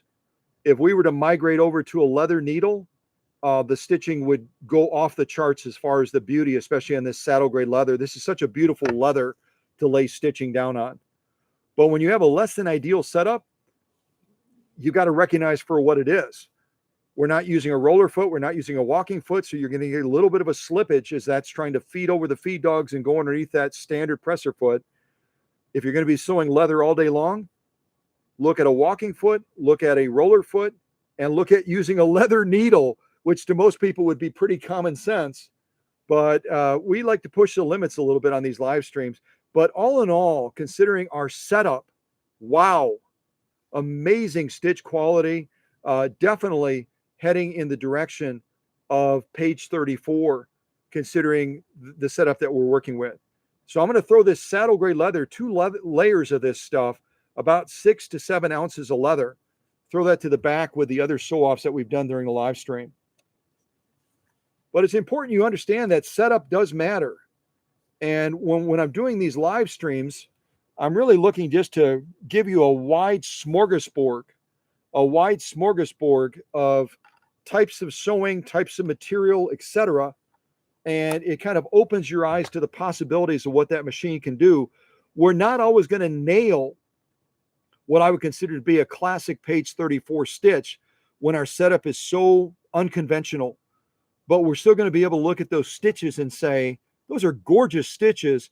And to make them even more gorgeous and more consistent, we can make some adjustments as far as the presser foot attachment we're using and also the type of needle that we're employing as well. So just realize that that is a factor. I will not challenge the fact that setup has an impact. So I'm going to do one more straight zigzag stitch using this protected full grain leather. And then we're going to move on to embroidery functions of the machine. So I'm going to set this up as well. And again, it's a different type of leather, protected full grain leather, like the leather that we sewed at the very outset. The elk hide is going to be chemically processed. They chemically process protected full grain leather so that it's less prone to have staining issues and also to give it more durability.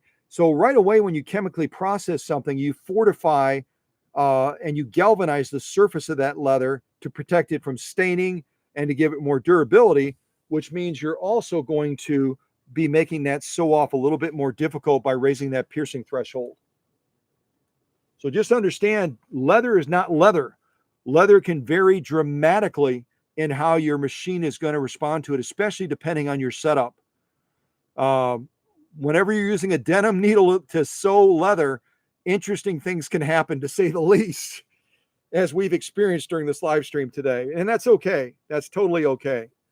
All right, so let's go down. We'll do a straight stitch. We'll do, after that, a zigzag, and then we'll be done with the basic utility stitches of this machine, the straight and the zigzag. We will have sewn a variety of different materials, and I think really run this machine fairly through the paces. Okay? All right, here we go. Straight stitch first, and then a zigzag.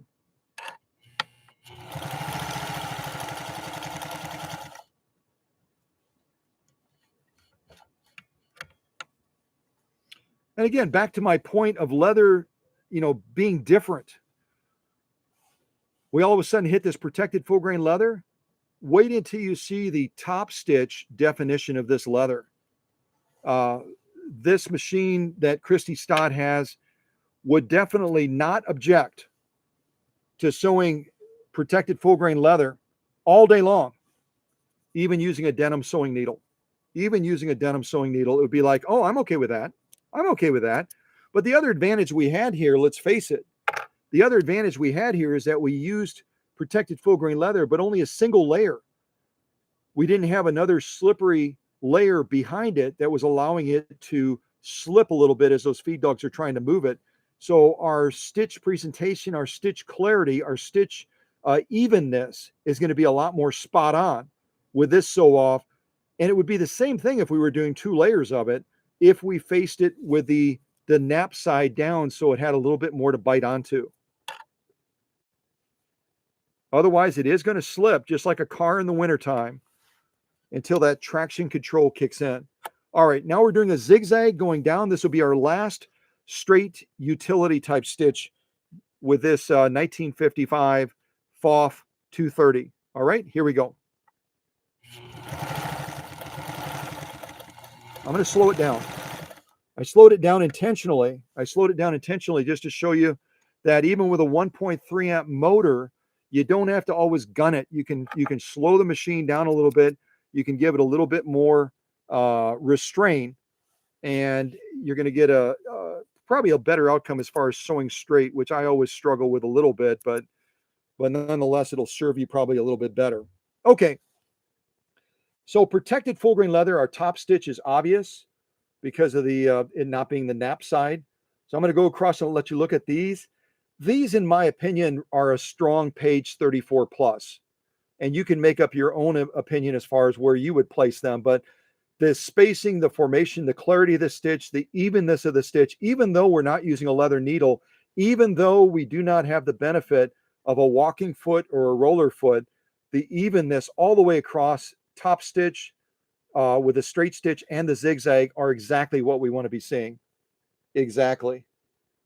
And this is not an easy type of leather to sew with either. Let me shut my LED light off just for a second and see if that helps a little bit. Yeah, that does. I shut off the overhead LED and that kind of brings it in a little bit clearer.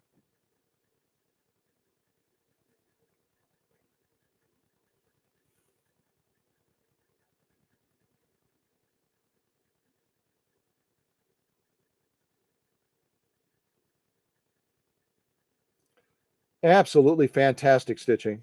Fantastic stitching.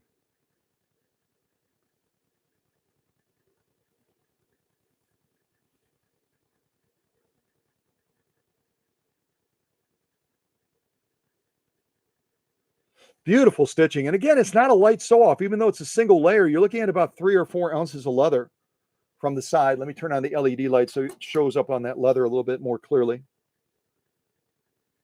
It's not a thin sew off. It's not a light sew off. And this again is protected full grain leather. We turn it over. We're going to look at that lock stitch now. Some beautiful lock stitching too. Again, when you're sewing a diverse field of materials, we always are looking to make things better, always looking to improve it. We've got some beautiful lock stitching here, but we could make it even better, maybe with a subtle adjustment of bumping that upper tension back up a little bit because we had bumped it down when we were trying to get that top stitch to come into play.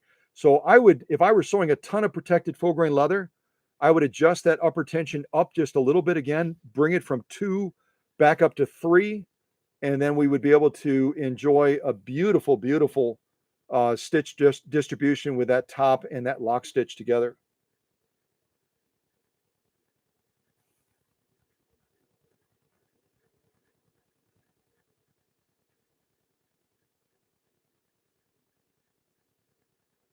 So by that, what I'm saying is that that lock stitch could have just a slight bit more poppiness to it, but part of that poppiness is also masked by the nap of the leather.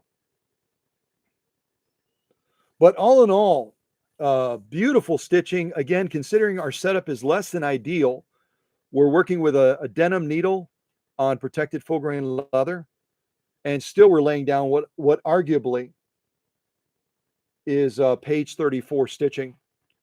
And I would just tweak that upper tension a little bit to give even more definition to this this lock stitch on the back. It's really quite good, but things can always get better. It's part of our Kanai principle, isn't it? Constant and never-ending improvement. Constant and never-ending improvement. All right, so I'm going to throw this to the back as well. Really, really love sewing protected full grain leather. It presents so well and so beautifully, and it's always fun to run that underneath the presser foot, isn't it? All right, so let me move on finally. Let's actually move on to some of the decorative ornamental stitches that this machine can do now. And we're going to be stitching on 100% cotton with a stiffener in between because we're going to be dealing with a lot of needle swing on this machine. So I'm going to get that into position. We'll start doing some of those stitches. And I'm assuming that no one has sent me a text or sent me or called me.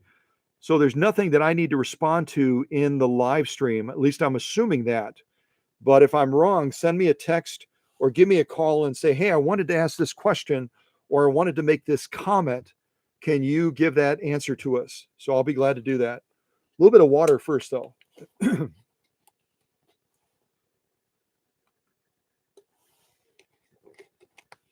All right.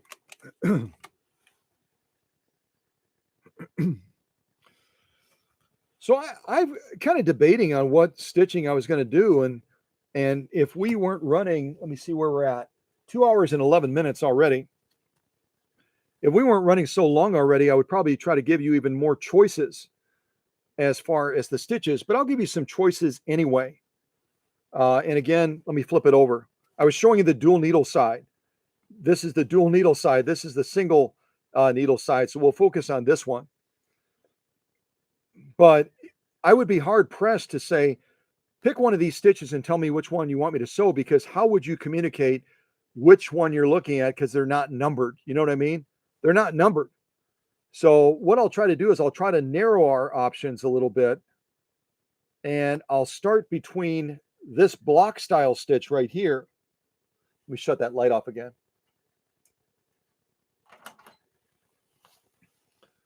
I'll start with our block style stitch right here. And I'll go from this stitch over to this stitch over here. So we're basically going from this stitch over to this stitch. So total number of stitches, 1, 2, 3, 4, 5, 6, 7, 8. We could do so many other stitches on this stitch card. But again, just for ease of trying to pick some, I might grab 1 or 2 over here and just do them for fun. But to involve you in the picking process, why don't we go between this stitch and this stitch? So you'll either say, do stitch 1, do stitch 2, stitch 3, stitch 4, stitch 5, stitch 6, stitch 7, or stitch 8. So you'll have a choice of between 1 to 8 stitches from Christy's stitch card on these basic embroidery type stitches over here. Those are a lot easier to kind of bracket out for me because they're so different than the ones on either side. So I'll look at the chat and you can give me some feedback on, do you want to see, which stitch do you want to see first? 1, 2, 3, 4, 5, 6, 7, or 8. And my phone just went off. Let me see if that's a text message that I need to respond to.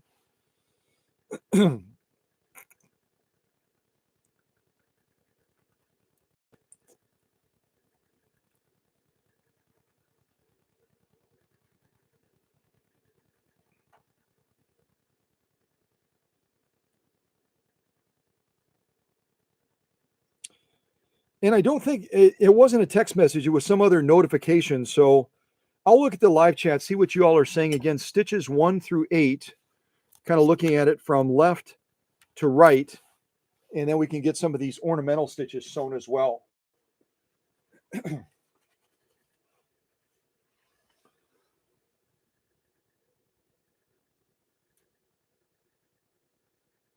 1 through 1,300. What does that mean?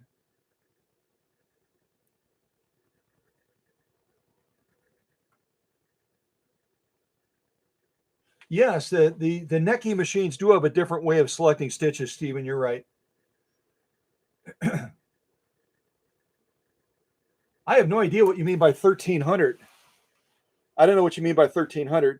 Again, I'm looking for input on whether you want to see stitch 1 through 8 in this little block of stitches, which is clearly standing out from the other darkened stitches on either side of it. It's kind of an easier little window here to choose from for our purposes. So I'm just looking for input on what stitch order you want to see. We can start with 1, and then we can go all the way through 8. And I might grab some of these others along here as well, just for fun.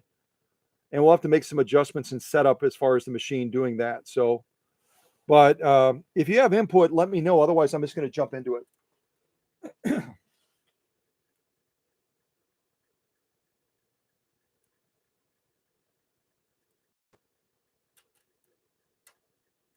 1300 is stitch 1. Okay. Oh, I see what you're doing now. Duh. Okay, I apologize. You're looking at the actual numbers that I'll input on the machine in order to get that stitch output. I'm looking at a 4-digit number and I'm saying, what's going on with that? So that makes sense now. Okay. So let me look at the numbers again now. It looks like we're talking about going with stitch 1 to start. Yep, I understand the window now. I understand the window now, what you were looking at. And that's again in life, we can look at the same thing differently, can't we? I'm looking at these numerically 1 through 8, and you're looking at the actual stitch window and giving that number as the settings to identify that particular stitch. As we go across, they're obviously going to change. Here we have 2300. Here we have 3300, 4300, 5300, etc. They're going to change as we rotate that window. So, assuming we're on the same sheet of music now, I will start with 1300. I've got to do a couple of things to the machine to get her turned on as far as embroidery features, and then we'll move on from there. Okay, now we're on the same sheet of music. That makes sense now. Okay, so the first thing we need to do, and I talked about this at the outset, is we need to turn on the embroidery kit function of the machine. We've got to go to Control E up here, and we've got to rotate it to an active point so that that cam function is going to be on. And I automatically am going to go all the way to 4. You could go to 4, you could go to 3, you could go to 2, you could go to 1.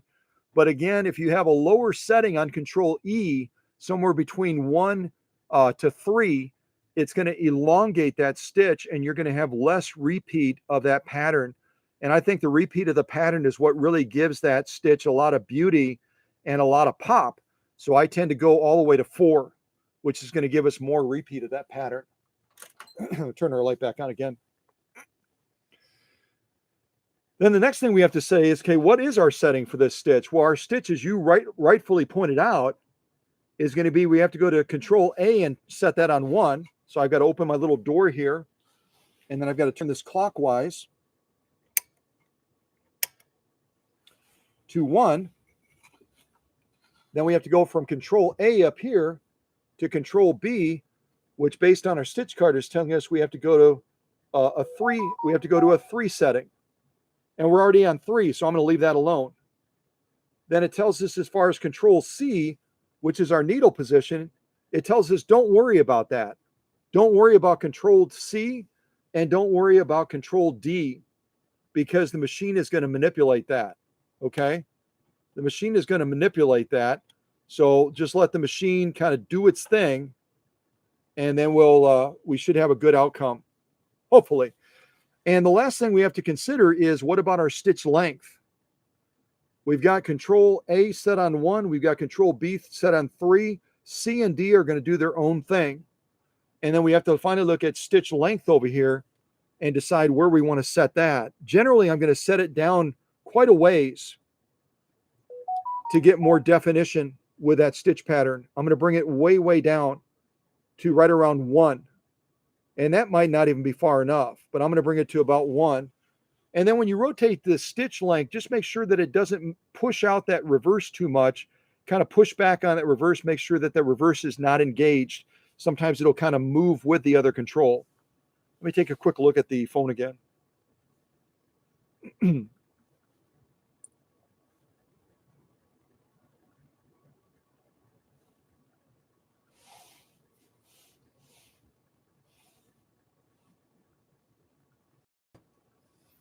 Okay, quick text message.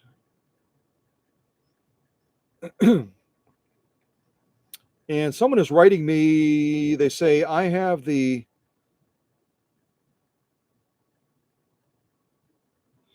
they're asking about a Husky Lena model, which is really a lot different than what we're covering right now on this live stream. So I'm going to say, let me respond to your question afterwards.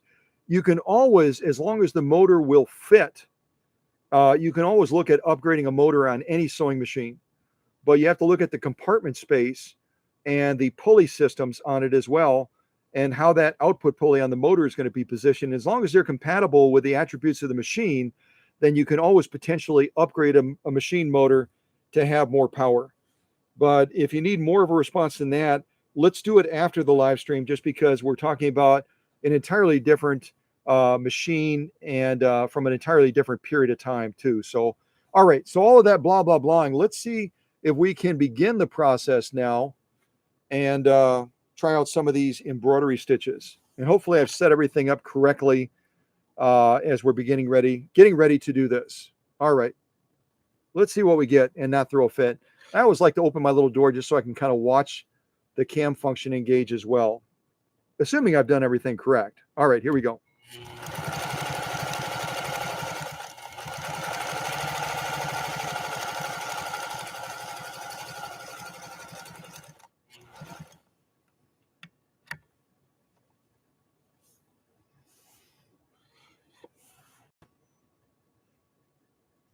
And that's a very different output, isn't it? It's a very different output. I'll have to look at that.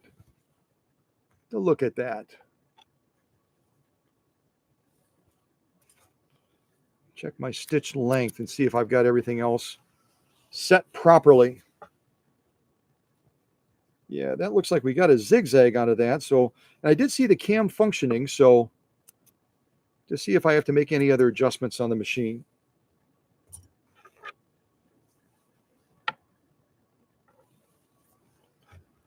Also, I'm going to adjust my length down just a little bit further.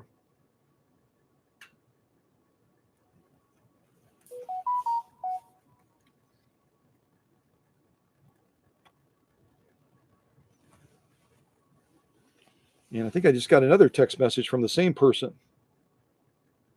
This is Kalukaku. I hope I'm saying that even remotely close. Kalukaku. So what a beautiful name. I wonder what that means. Don't all of you wonder what that means? Kalukaku. Beautiful, beautiful name. Okay.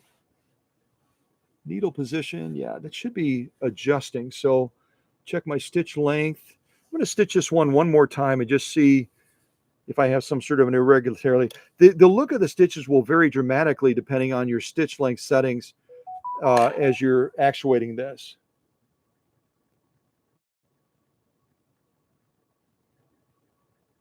Yeah, okay. Let's stitch this one more time and see what we think.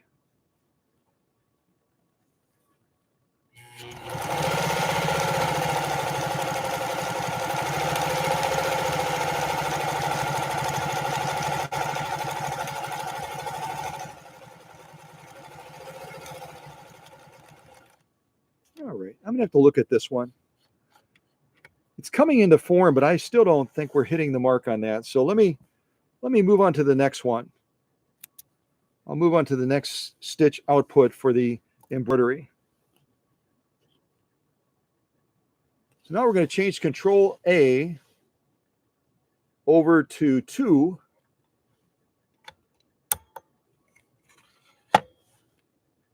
Control B is going to be 3. We'll leave that alone. And then 0, 0. I'm just going to check my stitch length again.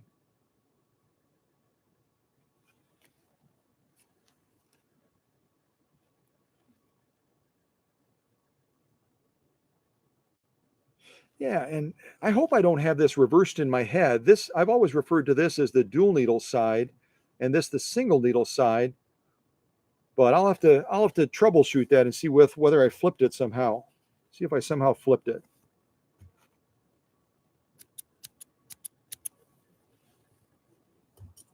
All right, let me give another one of these stitches a problem. I might use the other side of the stitch card. All right, let me do this one next. See what we think of this one.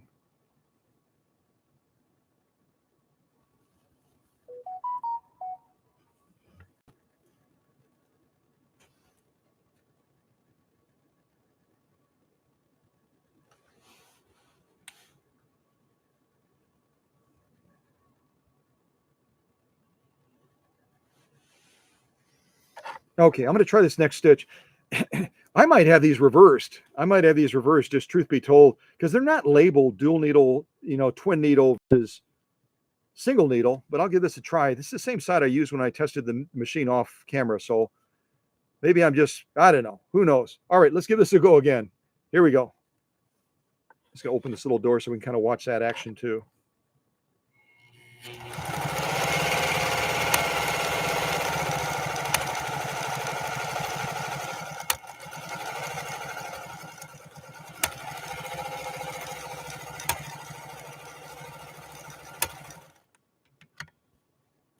Yes, doing a little something different, but it's still not coming into form quite as well as I would like it to come into form.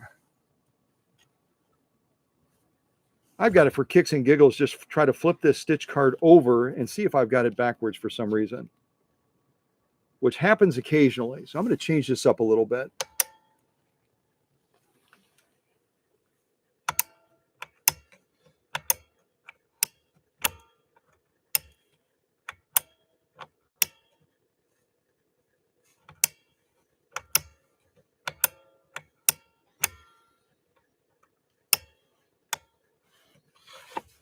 All right, 1, 3 is the same. Control C is going to adjust, and then we have to adjust Control D, excuse me. Control D is going to be 2. I'm going to adjust this one and just see.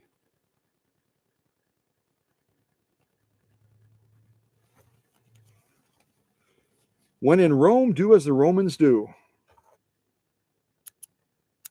Yeah, I don't know why they wouldn't have labeled the stitch cards with single versus dual needle, but twin needle, but who knows?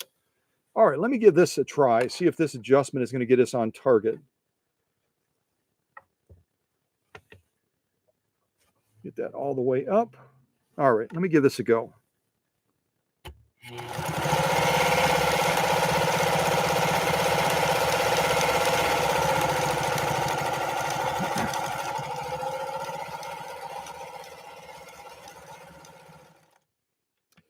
Well, that looks a little bit like what I'm looking for. So, lesson learned as you're working with these stitch cards. Yeah. Lesson learned as you're working with these stitch cards. I sometimes flip things in my head. I'm going to work on this side of the stitch card instead, because I think I may have had it reversed where this is actually twin needle. I have no idea, but I'm going to give this stitch card side a try and see if we get a totally different outcome than what looks like a straight zigzag pattern from the other side of the card. And then I'll zero on this a little bit more. I've been working between two workbenches and I didn't focus on which side of the card I was looking at necessarily. So the darker, the larger side, we're gonna be using that in lieu of the other side during the rest of the live stream. Okay, all of that meaning I think I goofed up, but that's okay. That's okay. We'll march forward and I'll continue working with that side and we'll see if we can get some of those pretty embroidery stitches from the machine. The machine knows what it's doing. I just have to be a better navigator. I need to be a better navigator.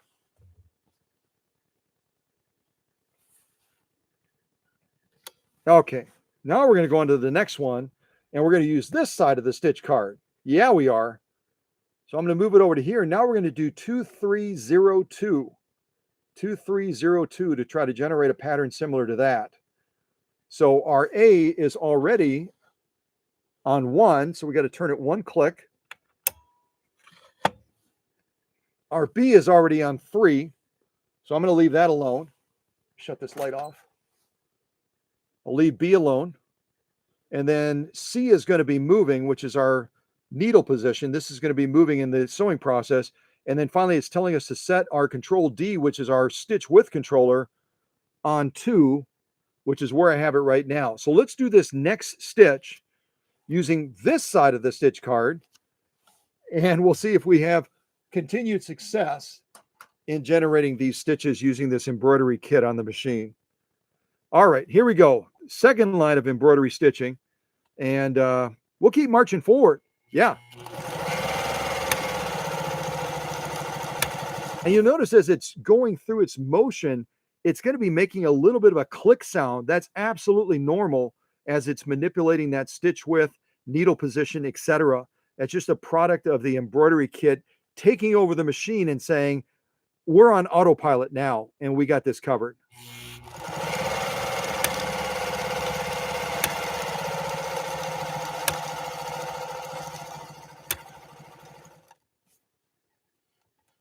All right.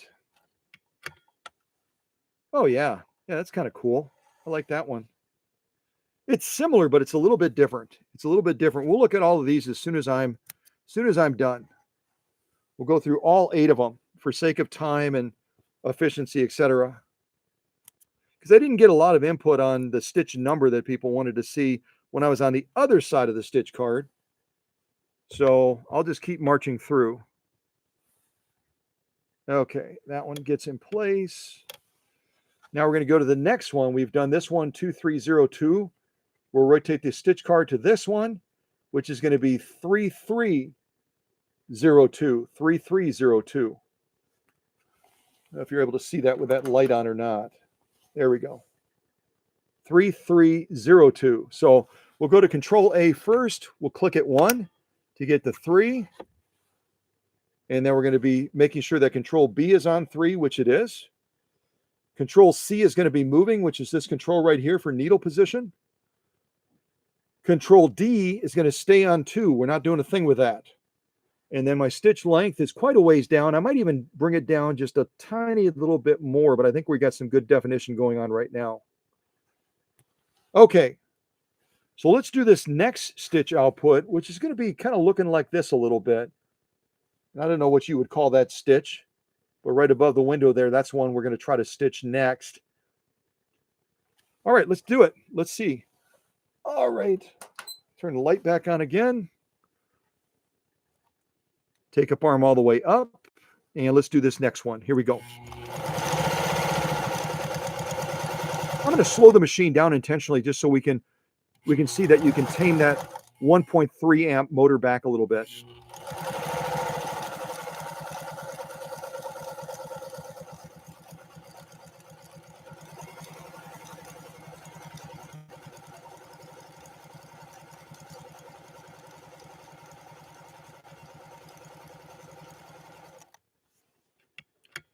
Yeah, a little bit of a snaky pattern there we're getting now.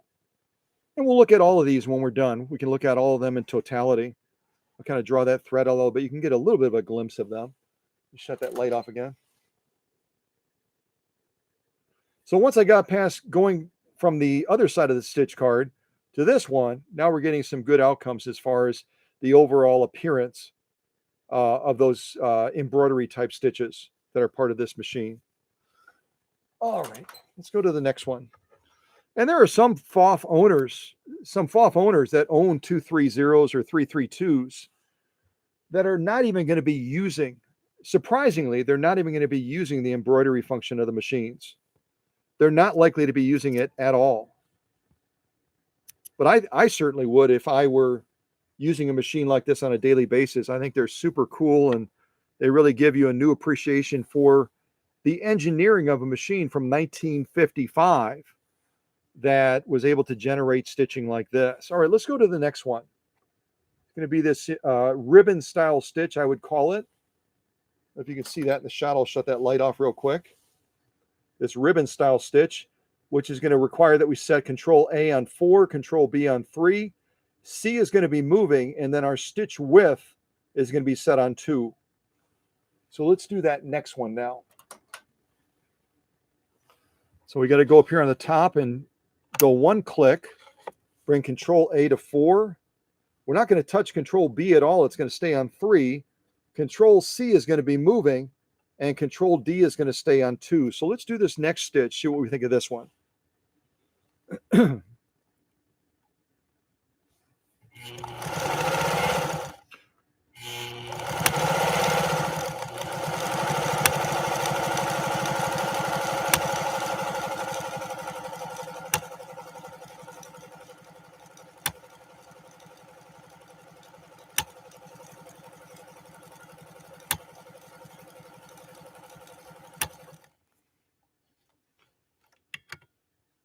Yeah, that's a neat one too. I like that one. It's a ribbon style stitch. If you can see that, I'll kind of pull the thread out a little bit. You can look at that from right there. I'll shut the light off. So that's the one we just did. And again, depending on your choice of setting stitch length, you can make the stitch length obviously longer. You've got discretion in doing that. You can totally change the look of any of these stitches, depending on where you set that stitch length at. The other controls are going to be preset based on what the stitch card tells us to do, but the stitch length can also dramatically impact how that stitch presents. And we'll look at both sides of this in just a little bit. There's our lock stitch. I'll just flip it over real quick to show you. Also, what I'm going to do real quick is I'm going to remember that we had turned this up, and I'm going to back this off just a tiny little bit, because I can see that our lock stitch is a little bit more defined than our top stitch, even though they're real close. All right, so turn our light back on again. That's the thing when you're shooting video, is you have to kind of mess around with the lights a little bit. And for a while, I tried to incorporate music, and that was a fail. Music wasn't working because of the microphone having a self-canceling feature, and then it kind of blocks out what you want it to hear. So, all right, so let's do our next one. It's going to be similar. This is the stitch we're going to be doing next, right above the window there. So we got to set our Control A on 5, our Control B on 3. C is going to be moving. Again, whenever you see a 0 in the window, it tells you that that particular control is going to be in motion, being controlled by the cam stack. And then finally, D is going to be 2. We've been stuck on D for a while. I guess that's okay. Okay, so A, I'm going to go all the way to 5 now. So I've got to click at 1. Rotate that little door back shut again. 3 is not going to change. C is going to be in motion. D is going to be on 2. So let's do the next one now and see what we think of that one.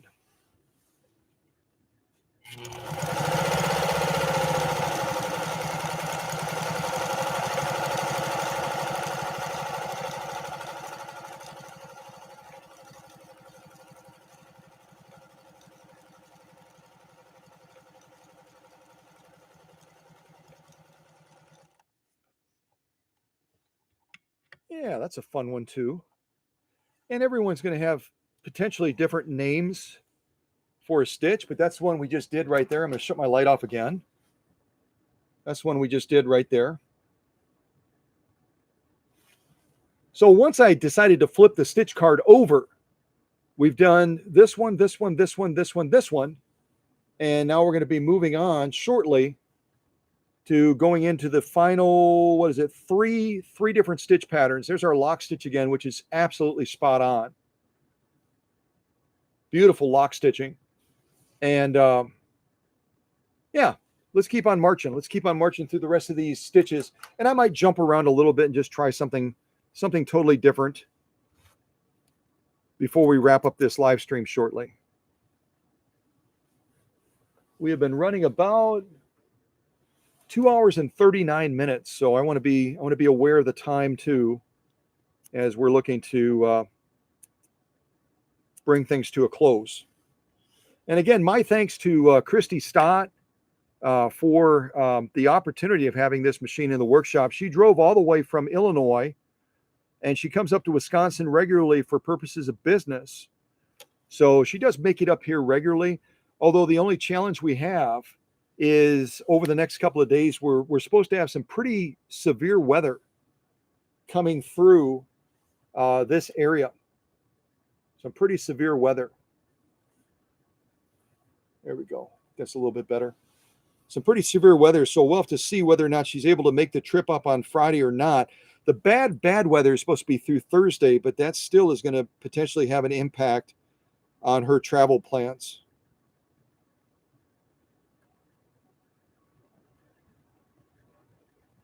But I think by Friday, I think if she travels a little bit later in the day, depending on her plans, I think that might work. That might work. So we'll see. Okay, back to what I was supposed to be doing, and that is picking the next stitch. I'll shut this light off again. There we go. So the next stitch is going to be almost a mirror image. It's going to be a mirror image of what we just sewed. We sewed that one just before, and now we're going to be sewing this one. They're almost kind of like back to back, kind of like a mirror image thing going on. And we only have to make one change, and that is Control A. Our job is pretty easy. So I'm going to change Control A to 6, and we'll do this next stitch. So it's not incredibly cumbersome. It's not incredibly cumbersome to make adjustments with this machine. Through the majority of these stitches, all we've made adjustments to is Control A. Control B, Control C, Control D has all been static. And again, when we initially started this process of turning this cam function on, we turned on Control D, or Control E rather. We turned on Control E right up here, and I elected to go to 4 on the setting to make that pattern repeat more frequently. Okay. So apart from that, we've been pretty static through most of these. All right, so let's do this next stitch, which again is going to be kind of a mirror image. Be kind of a mirror image of the one we did just before it. Okay.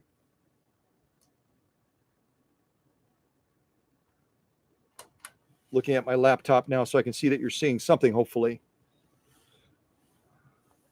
Yeah, I'm not a lighting specialist, and I continually am trying to learn what works well and what doesn't work as well, as far as being able to allow you to see what I want you to see. So let's lay down this next stitch pattern. It should basically be a mirror image of the one we just laid down. We've got, let's see, 2 more stitch patterns after that we can sew within this little cluster of stitches on this side of the stitch card. And then we'll look at all of them in totality and just see what we think. All right, get my foot on the foot controller. Take up arms all the way up. Let's do this next one. All right, here we go.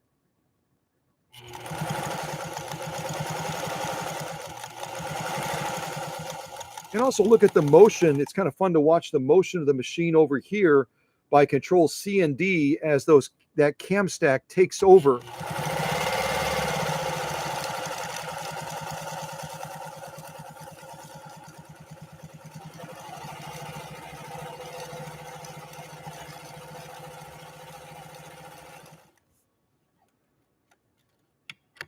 Yeah, and that's exactly what we just got. We got a reverse or a mirror image. I'm going to kind of pull that thread out so you can kind of see. I'll shut the light off again. We kind of got a mirror image of the stitch pattern that we did just before it.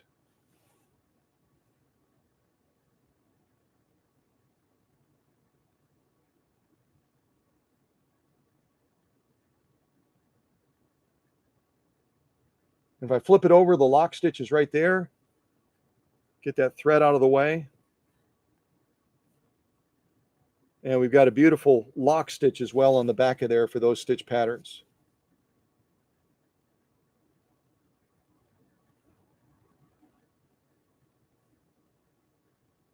All right, let me clip my thread and let's move on to the next stitch patterns.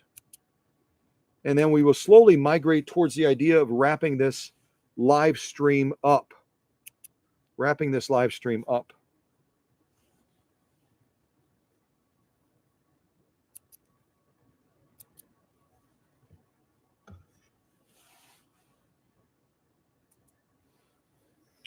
All right, let me get that back into place. I'll get my overhead light back on again. And now we're going to move on to the next. I should have just left that light off. That's silly. I should have just left that light off as I'm trying to show this to you. Now we're going to be doing this next stitch pattern, which again, the only change we're going to be making is Control A. You can see the pattern just above it there, the one that we're going to be stitching next. And then we just have one left in that little cluster that I kind of picked out. And I could always go and try to do some of these other stitch patterns as well, but I also want to be mindful of the time. So I'll change Control A to A. Or wait, let me say that reverse. I'll change Control A to 7. That's what I meant to say. I'll change Control A to 7, and all the other ones are going to be static. Okay. So we'll open up the little window for Control A. Change it from 6 to 7. And let's do this next stitch off.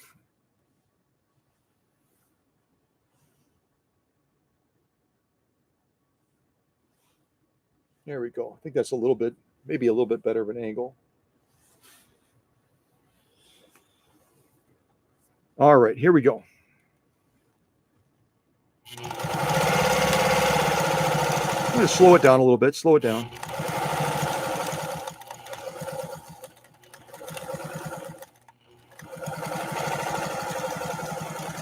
All right, now I'm going to speed it up.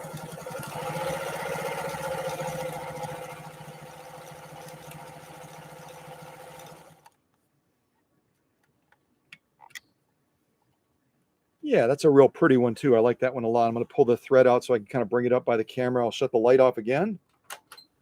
This is the one we just did. It's probably my favorite out of any of them so far. Lovely, lovely pattern. Great definition. And again, you can change the look of any of these stitches dramatically by adjusting that stitch length. I've got the stitch length cranked way down right now, just a hair above 0 almost. So I've got it very, very tight and very, very defined right now. And you might choose to sew a different stitch at a different stitch length, and it'll totally change the look of it. Totally change the look. So this again is the last. Wait, is it the last? No, we have one more stitch after this. We flip it over. You can look at the lock stitch, which is also very, very nicely defined. Beautiful lock stitch. And a beautiful top stitch as well. So yeah, again, it was a big deal in the 1950s. Turn my light on again. It was a big deal in the 1950s when PFAFF rolled out these machines that were considered PFAFF automatics with that embroidery function to them. It really opened up the world of sewing to a number of different sewists out there that were looking to do more of the decorative ornamental stitching. And not to say other manufacturers weren't doing similar things. They certainly were, but PFAFF has always been ahead of the pack when it comes to introducing things like this.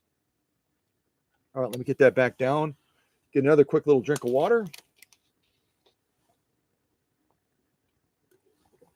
All right, there we go. And now let's do our final stitch in this little cluster that we sewed. Shut my light off again. We're going to do this final little stitch right here. It's just above there. You can see we have to change our Control A to 8. B is going to stay the same. C is going to be moving. And D is going to stay on 2. So that'll be our, there we go. Now you can see it. That'll be our next stitch right there. Okay. Let me turn our light back on. Open up my little door on top. And now I'm going to be changing Control A. There, now you can see it. Changing Control A from 7 over to 8. Just one click. Close our little door. And again, you can see with the way the machine is threaded right now, why I'm a little bit critical of the West German engineering in deciding to put the control for presser foot pressure underneath the hood so that when you got the machine threaded like this, it's a little bit awkward to remove that cover to get to that screw to increase or decrease presser foot pressure. They could have solved that by just making a little opening right here on top And I know some people that have elected to do that. They basically have gotten out their drill, they lined it up with where that pressure foot screw would be. They've drilled through their lid, and that way you just have to slide a screwdriver through, and you're able to adjust the pressure foot pressure without taking the lid off when the machine is threaded. Just makes life a little bit easier, you know? It makes life a little bit easier.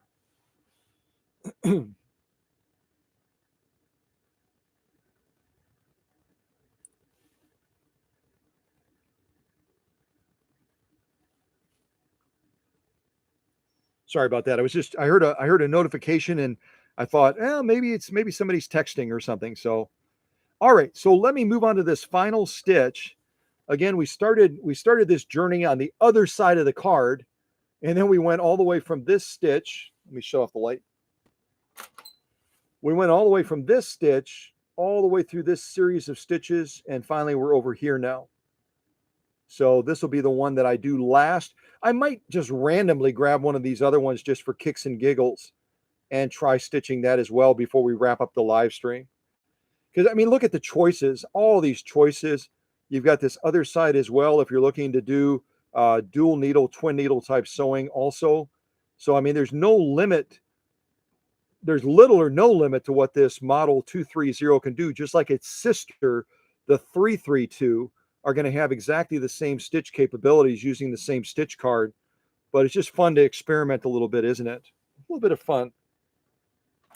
All right, so light back on. Let me move into this final stitch that I have set up, and we'll see where else we go. See where else we go as we wrap up this live stream. But what a great! Oh, I'm starting to launch already with my big foot on that foot controller. It's fun to explore a machine like this and to begin to learn new things about it and to get our feet wet. But ultimately, the true expert of this machine is going to be Christy Stott down in Illinois, as she's going to be immersing herself in this machine and will be able to even circle back and probably share some neat things with me that I haven't specifically had a chance to try on this machine during the live stream. And that'll kind of excite me when I get the next 230 on the workbench. I've got some waiting right now, and then I'll be able to try that on that other machine. All right, here we go. Enough blah, blah, blah. Let's finish this up. Here we go.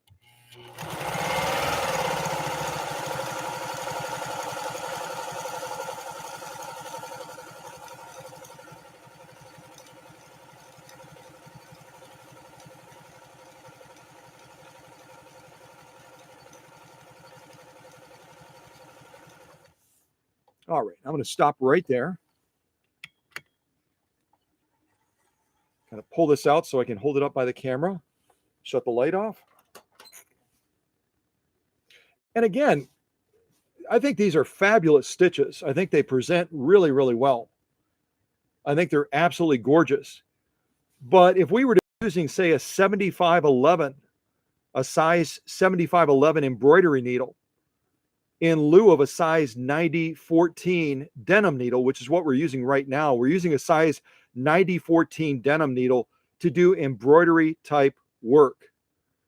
We could get even better clarity of stitch, even better definition if we were to go to an embroidery size 7511 needle, similar to the ones that Susie gave me. Matter of fact, I'll show them to you in this shot real quick. These stick natal embroidery needles. And they come in sizes 75 and 90. So this would be another needle we could use. But you know what? It's obvious when you do embroidery work, the ideal needle to use is an embroidery needle, right? When you're doing embroidery work, it's best to use an embroidery needle. But because we're sewing a wide field of materials, including leathers, it's also fun to try a denim needle, as we've done in this live stream, and see what outcomes we can get using a denim needle for embroidery style work. I'll bring it even closer to the camera. And I think this denim needle by Schmetz has done a brilliant job. I think it's done a really, really good job in laying down some beautiful stitch definition, some clarity of stitch, and really showing the glory of the stitch pattern, even though it's not the ideal needle to be using. It just isn't. And it's done the same thing. This is our top stitch. It's done the same thing also on the lock stitch as well. Oh, that's right. I forgot. I've got a call coming up pretty quick here, but we're doing fine on time. I've got a call coming up here pretty quick. So this is the lock stitch again. Equally beautiful, beautiful definition. Little fine adjustments here and there on tension to give a little bit more poppiness here or a little bit less poppiness up top. But all in all, just a beautiful job by Christy's PFAFF 230, demonstrating its embroidery kit on the different materials that we've had a chance to sew. And we could lay down stitching like this just as easily on leather. Matter of fact, we'll probably do that just for fun. And then we'll wrap this live stream up. All right, let me get this situated back. But again, it's fun. I'll turn my light back on. It's fun to explore machines, and the owner of that machine, once they overcome any sense of intimidation with the machine, they're going to become the ultimate experts, not me. They're going to become the ultimate experts in employing all the features of that machine and really taking it to a new level of greatness from a standpoint of what it can demonstrate through its sewing. So I have a lot of fun just kind of exploring these different machines, but the level of time that I can spend with them is so much less than what Christy will be able to spend with them once this machine makes it back down to Illinois. And that's the way it should be, right? The owner of that machine is always going to be the one that has a greater sense of intimacy with that machine than someone like me that I spend a brief amount of time, well, if you consider 12 to 14 hours servicing the machine, rewiring it, optimizing the motor, blah, blah, blah, blah, blah, blah, blah. That's not really a brief amount of time. But again, getting into the intimacy of all the ornamental, decorative, embroidery type stitch functions, how to optimize them, give them the greatest clarity and the greatest presentation, that's where the owner is going to shine. And so I'm really excited for Christy to make this trip up and be able to take this machine back to Illinois so she can begin that pilgrimage of becoming intimate with the machine. And you heard her on the phone call. You heard her on the phone call when she called to kind of introduce herself. There was a little bit of trepidation, not major trepidation, but a little bit of like, I got to still figure this out. And, I'm kind of going to work through it. But as she saw me doing the different things and making my own bumbling of, starting on this side of the stitch card and trying to employ single needle stitching with embroidery stitches that really aren't real complementary. Once I figured things out and I got on this side of the stitch card, we had some great outcomes and we had a lot of fun with it as well. So let me throw this to the back and I'll send this with Christy as well so she can goof around on this 100% cotton with this stiffener and do some other fun things with it. And also real quick, I'll just show you what we've already done on this live stream today. I'm just going to look over and make sure I haven't missed anything. So on this live stream today, I'll just throw it on the bed real quick. We did all of this stitching on the embroidery side of the house. We did this genuine elk hide. We did this protected full grain leather. We did this 6 layers of heavy grade denim. We did this six layers heavy grade denim. We did this naga hide, but the naga hide battled us a little bit as far as balancing that stitch tension. But still, we knew exactly what we wanted to do if we were going to be sewing this quite a bit. And then finally, last but not least, we launched into this this saddle grade leather, 2 layers of it, probably about 6 to 8 ounces of leather. And without any hand start, we were able to buzz through this as well. And the only thing we noticed as we did the saddle grade leather, these 2 layers, is the next time we probably won't put them back to back. We'll put them orientated the same way so we don't slip a little bit as we're trying to go over with this slippery leather over the feed dogs. We'll orientate it so they're facing the same way, and then we'll have the benefit of that nap being able to grab those feed dogs and feed it more evenly. That's the one thing we learned. And we also learned that with any of these sew-offs that we did today, we could certainly benefit potentially from using a roller foot or a walking foot. But this is what we did on the live stream today, all of this. And then if you include the stuff off camera that I did on this same machine with the same needle, we did all of this in addition to it. I'm trying to get my fingers around it. We did all of this in addition So if you marry them together, just for sake of illustration, actually I can marry them this way. You marry them all together, between off camera and on camera, this is the Sewing Olympics that we took this Schmetz size 9014 denim needle through today. And a lot of this was done live on the live stream, as you saw. So that is really a fair test, I think, of saying that this machine is ready to graduate from the workshop. But we're going to run just a couple more quick sew-offs for fun and do some of this decorative embroidery type sewing on some leather, which I think is always cool.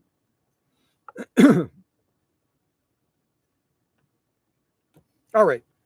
And I'll give you guys a choice if that's okay. I've got a piece of protected full grain leather right here. I've got a piece of saddle grade leather right here. We'll lay down probably 2 or 3 stitches that are embroidery based on this leather. And then we'll wrap up this live stream. So I'll let you pick the type of material we're going to use, whether it's protected full grain leather or whether it's saddle grade leather. And then I will launch into doing some embroidery sewing on leather using, take note of this, using a denim needle. Embroidery sewing on leather, that's crazy by itself, but we're using a denim needle to do it. So yeah, why not? Why not?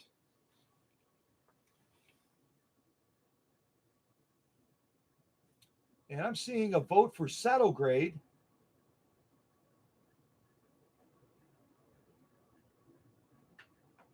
Saddle grade again.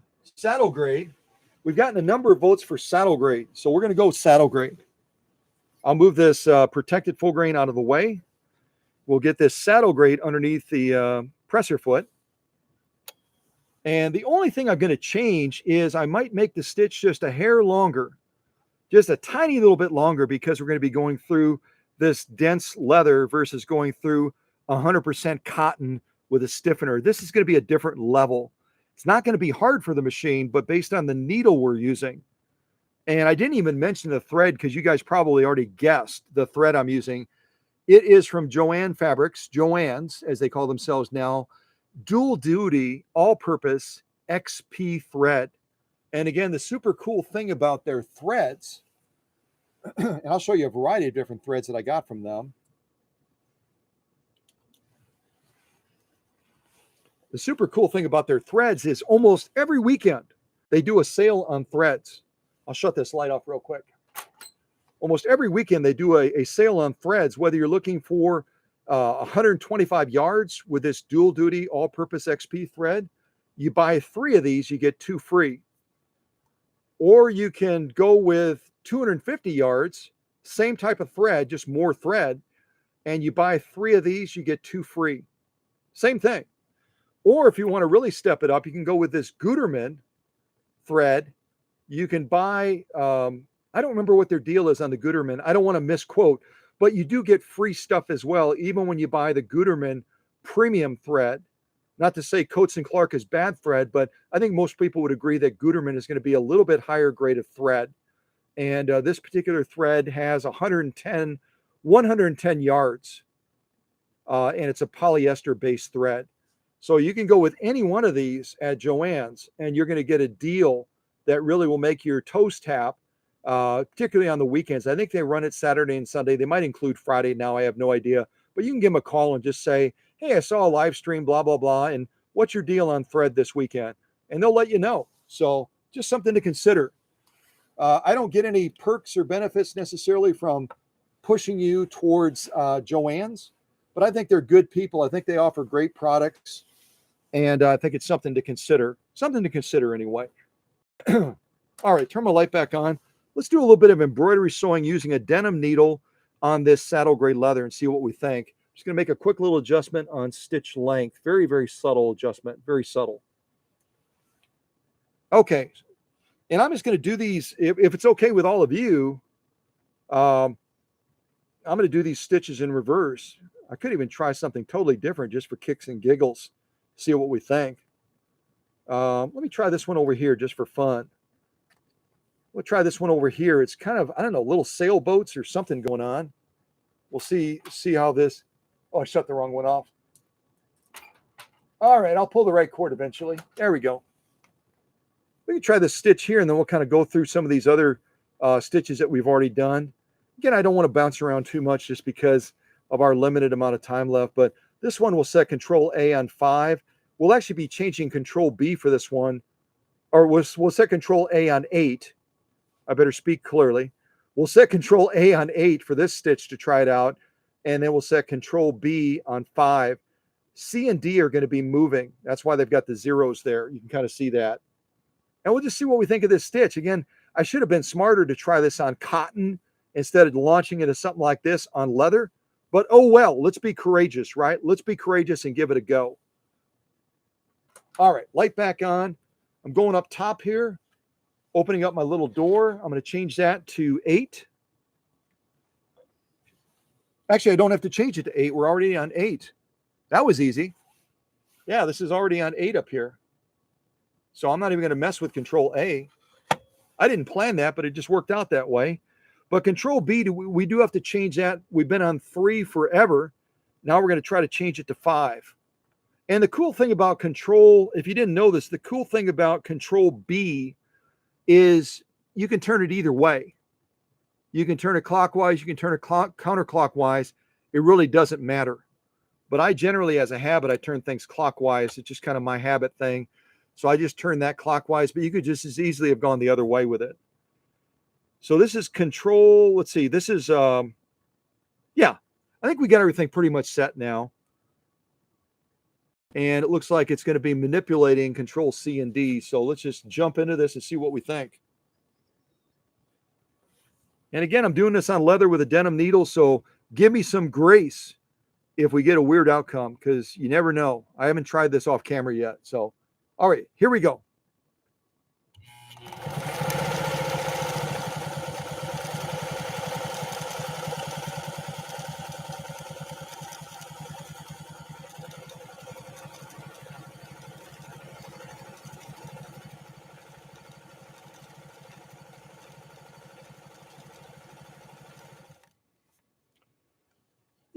Yeah, that turned out really nice. Again, we'd get better results with a leather needle and maybe with a different type of presser foot attachment. But all in all, that's pretty daggone cool.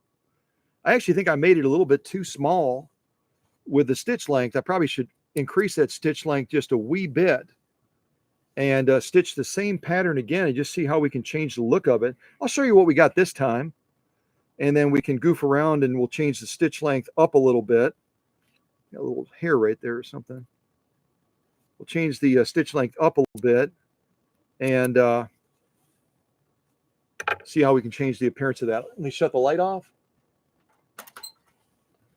So this is the pattern we just generated. It's pretty representative. Again, you're not going to get the clarity of stitch that you would if you were using a leather needle, especially a smaller sized leather needle. But still, we got a beautiful outcome, I think, using this particular material, saddle grade leather, and then also using this size 90-14 denim needle. That's our top stitch.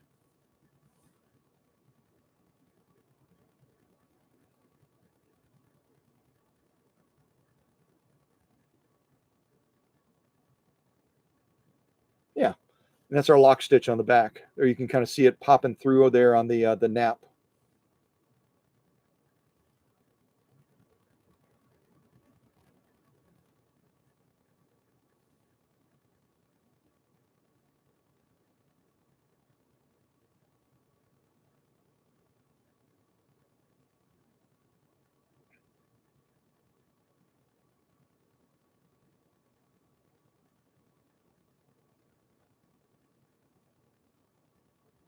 And again, we don't have the ideal setup, but still we got an interesting outcome.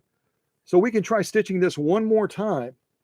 And what we'll do is we'll just increase the stitch length a little bit, see how we can change the look of this same embroidery stitch. And that really is the truth of the 230 and the 332 is some things you have no discretion over. It tells you where to set Control A. It tells you where to set Control B. Control C and D, and many times they're going to be controlled by the cam stack. They're going to be automated. So you can't do a thing with those, but you have some control over here on stitch length. And that's what we can do just for fun is I'll go from let's see, I'm right about at 0.5. 0.5 on stitch length. So I'm going to go all the way up to, I'm going to go all the way up. I'm going to be really crazy here. I'm going to go all the way up to 1.5. Maybe that's too crazy. I'll go all the way up to 1. No, I'll be crazy. I'll do 1.5. So I'm going to move stitch length all the way up to 1.5. We were at 0.5. And we'll sew exactly the same stitch pattern. The little sailboat one that you could kind of get a little glimpse of right there. If I shut the light off, you can. There we go. Yeah, there you can kind of see it.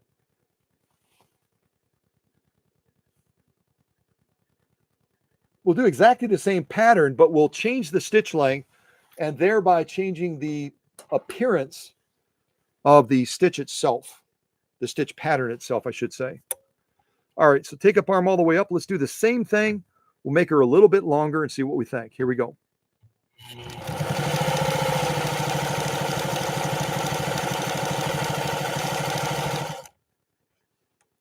And what a dramatic difference. What a crazy dramatic difference. Ridiculously crazy, dramatic difference. I may have gone a little bit too crazy, and we could have gone somewhere in the middle of the road and gotten something equally interesting, but this is still interesting nonetheless. And it just shows you the power of stitch length and how you can take the same stitch pattern, and if you have the discretion to do it, you can manipulate that stitch length and get a totally different outcome.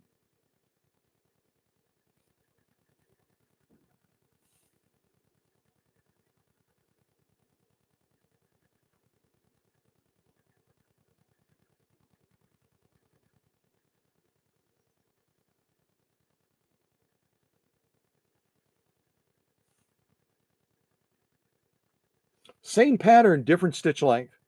And here on the back with the lock stitch as well, you can kind of get a little glimpse of the difference there. It's dramatic. It's dramatic. It's a dramatic difference.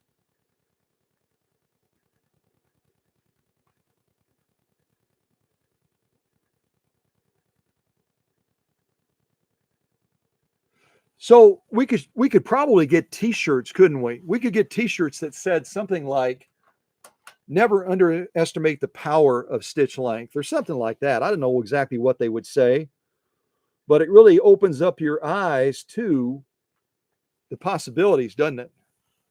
You can have almost unlimited stitch options by simply changing your stitch length. So I'm going to do, let me see what else we can do here that's kind of interesting.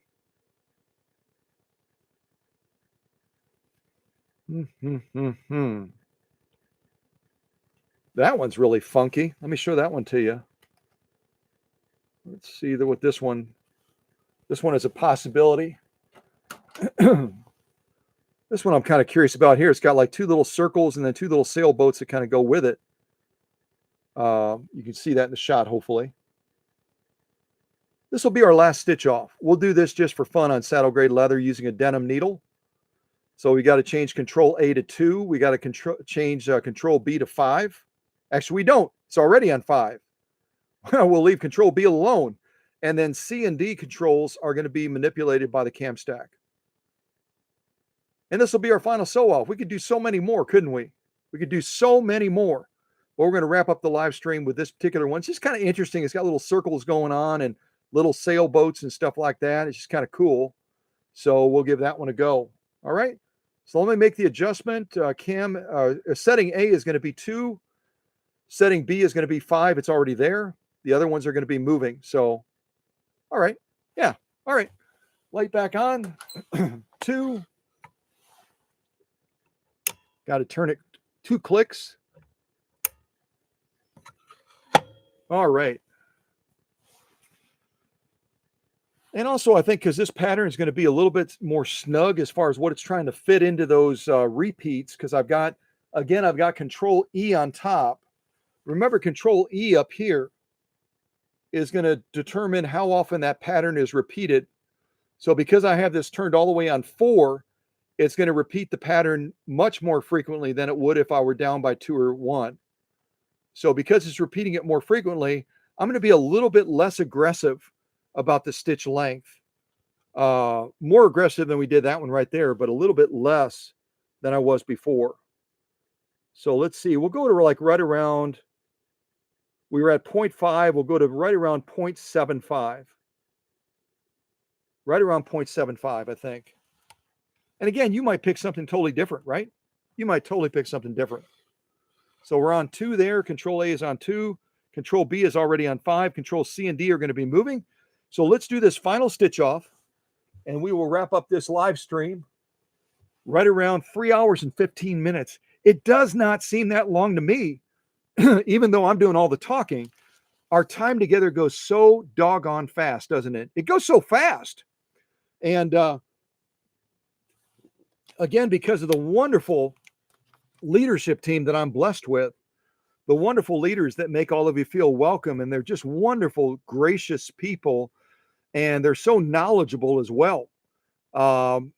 You interact with them, you make new friends, you meet new people from around the world, and all of a sudden the time just, boom, it goes by, and you're like, what? No way! There's no way that we've been together for over 3 hours. That's ridiculous, Scott. You are sniffing paint sticks or something, man. Look at your own watch. Yeah, 3 hours and 15 minutes. It's so much fun territory. We encountered challenges. We overcame the challenges. And it's just a fun journey, isn't it? So, all right, let me do this final sew off. We're a little bit less aggressive on stitch length, which means the look of the stitch is going to be a little bit different, which is okay. And we'll see what we think of this final stitch. There's so many other ones we could do. Oh my goodness, gravy. And we could even add a dual needle to this as well, a twin needle, and we could even generate more embroidery stitch outcomes. So that's not going to happen today. All right, here we go. Let's get this done. Final stitch off. I'm going to be real quiet. Listen to this machine run. Listen to this machine do its dance. And I appreciate all of you so much. Appreciate you being a part of this live stream, taking your valuable time to come together to celebrate this incredible 1955 PFAFF 530 Maschine, this 230 PFAFF machine that's going to be heading back to Illinois real soon. And Christy Stott is the proud owner of this great machine. So, all right, blah, blah, blah. Here we go.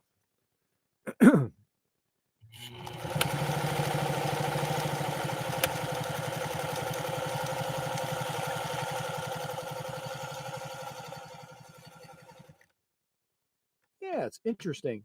I got to sew it one more time just to make it shorter to see how we can change the look of it. See, here we did it. I'll shut off the light.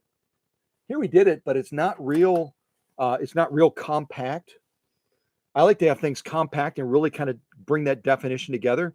So we'll sew it just one more time. I know I said it was the last sew off, but I'm going to sew it one more time, tighten it up a little bit more, shorten that stitch down again, the stitch length, and we'll just see how it differs in the appearance of that. But we turn it over, no difference on the lock stitch. Beautiful lock stitching. You can see it popping through the nap there at us as we're looking at it. So let's do that real quick. Turn my light on again. We're going to sew exactly the same stitch, but we're going to end up bringing that definition together a little bit more to give it a little bit more pop, a little bit more panache, a little bit more panache.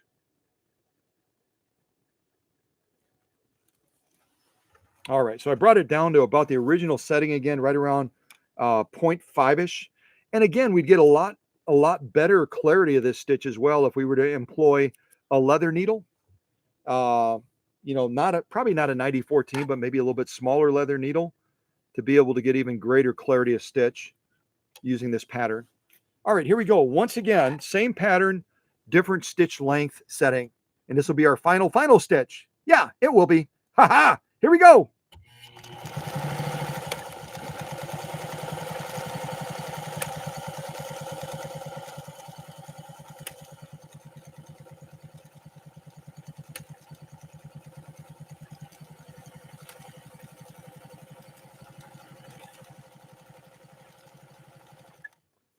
All right, we're going to stop right there and wait until you see the contrast. And all we did was manipulate stitch length. We just tweaked stitch length a little bit, and we got a very, very different outcome as far as how that stitch pattern is presenting itself. Very, very different. Let me shut off the light right away. There we go. Let me do it like that. So this was our first stitch pattern run just below it, and then we tightened it up. We even tightened it up a little bit more, and we got a very different look as far as that pattern. But again, depending on what you do with stitch length is going to determine how that stitch presents ultimately, isn't it? It's going to change that appearance dramatically. I just bumped the camera so you're not getting seasick. Sorry about that.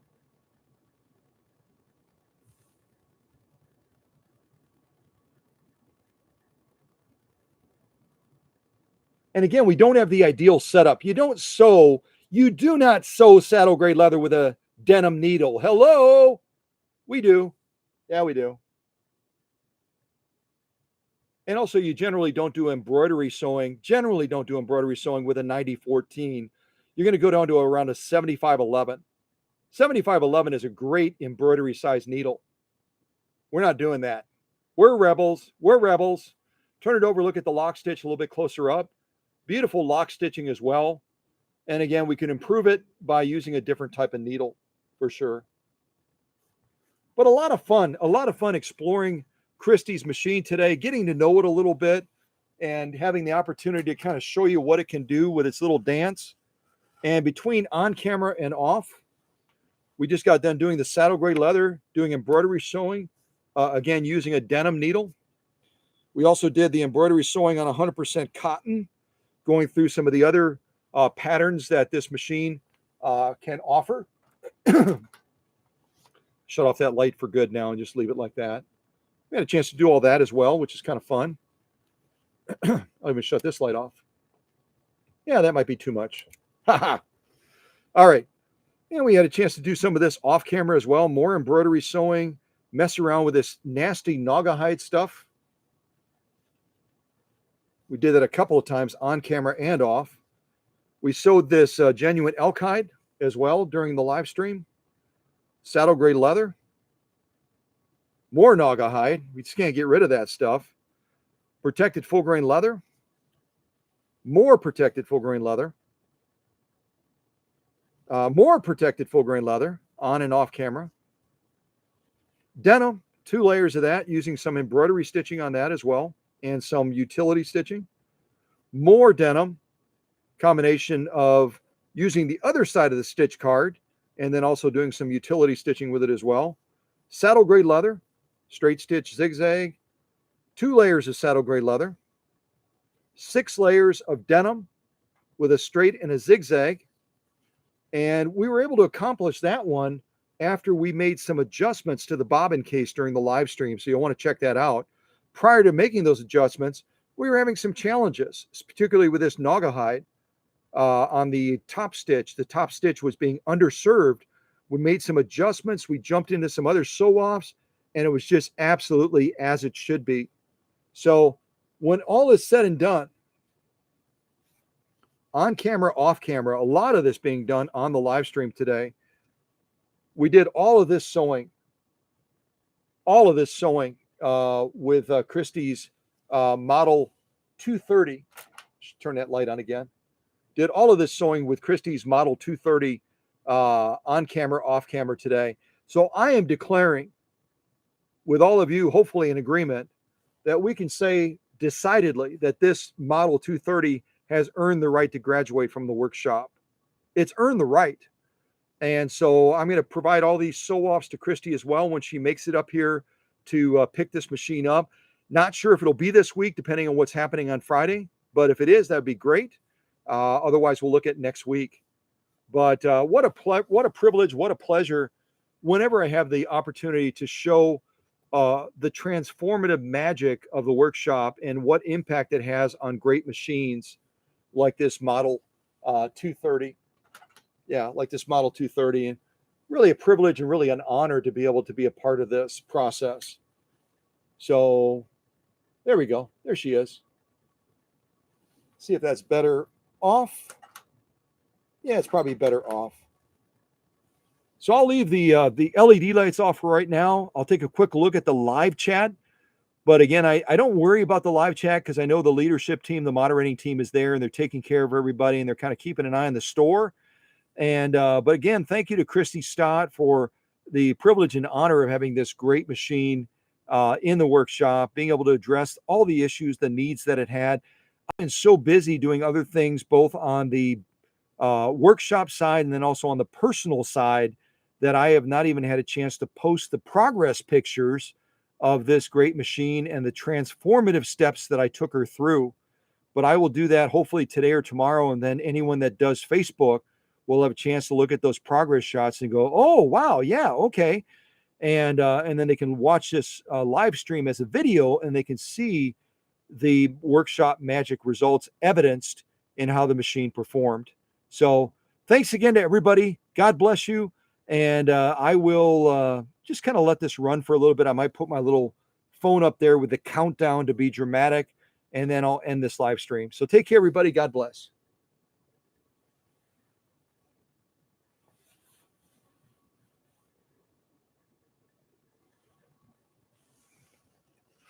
I'll move this over here for right now.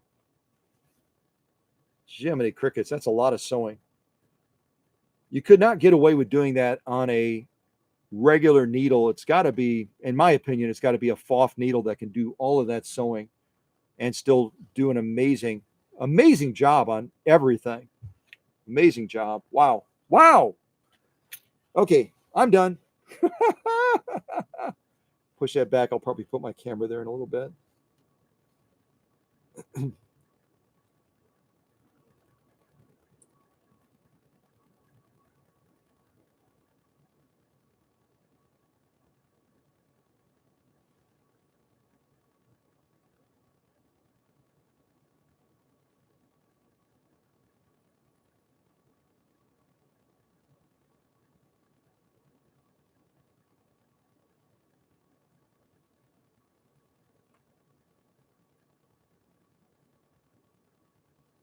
All right, I finally got it. All that difficulty. I should use Susie's little holder up here, shouldn't I? Just carefully put it on the bed, and that way I don't knock it off, maybe. Perfect. Yay. All right, so watch for the countdown, and then I'll end this live stream, starting now.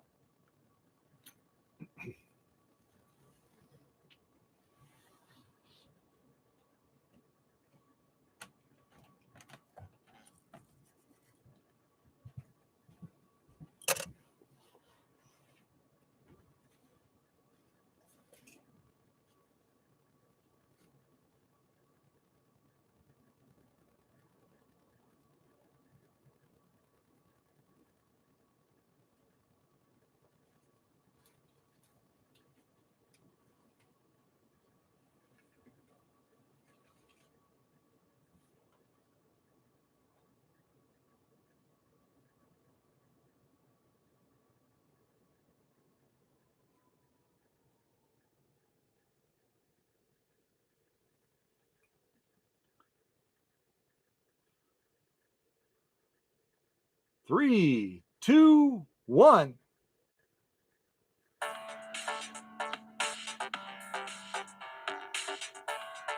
Take care, everybody. God bless you. And thank you again to the moderating team, to the leadership team for doing such a wonderful job. I appreciate you guys so much, you guys, you gals. And God bless. See you next time. Take care.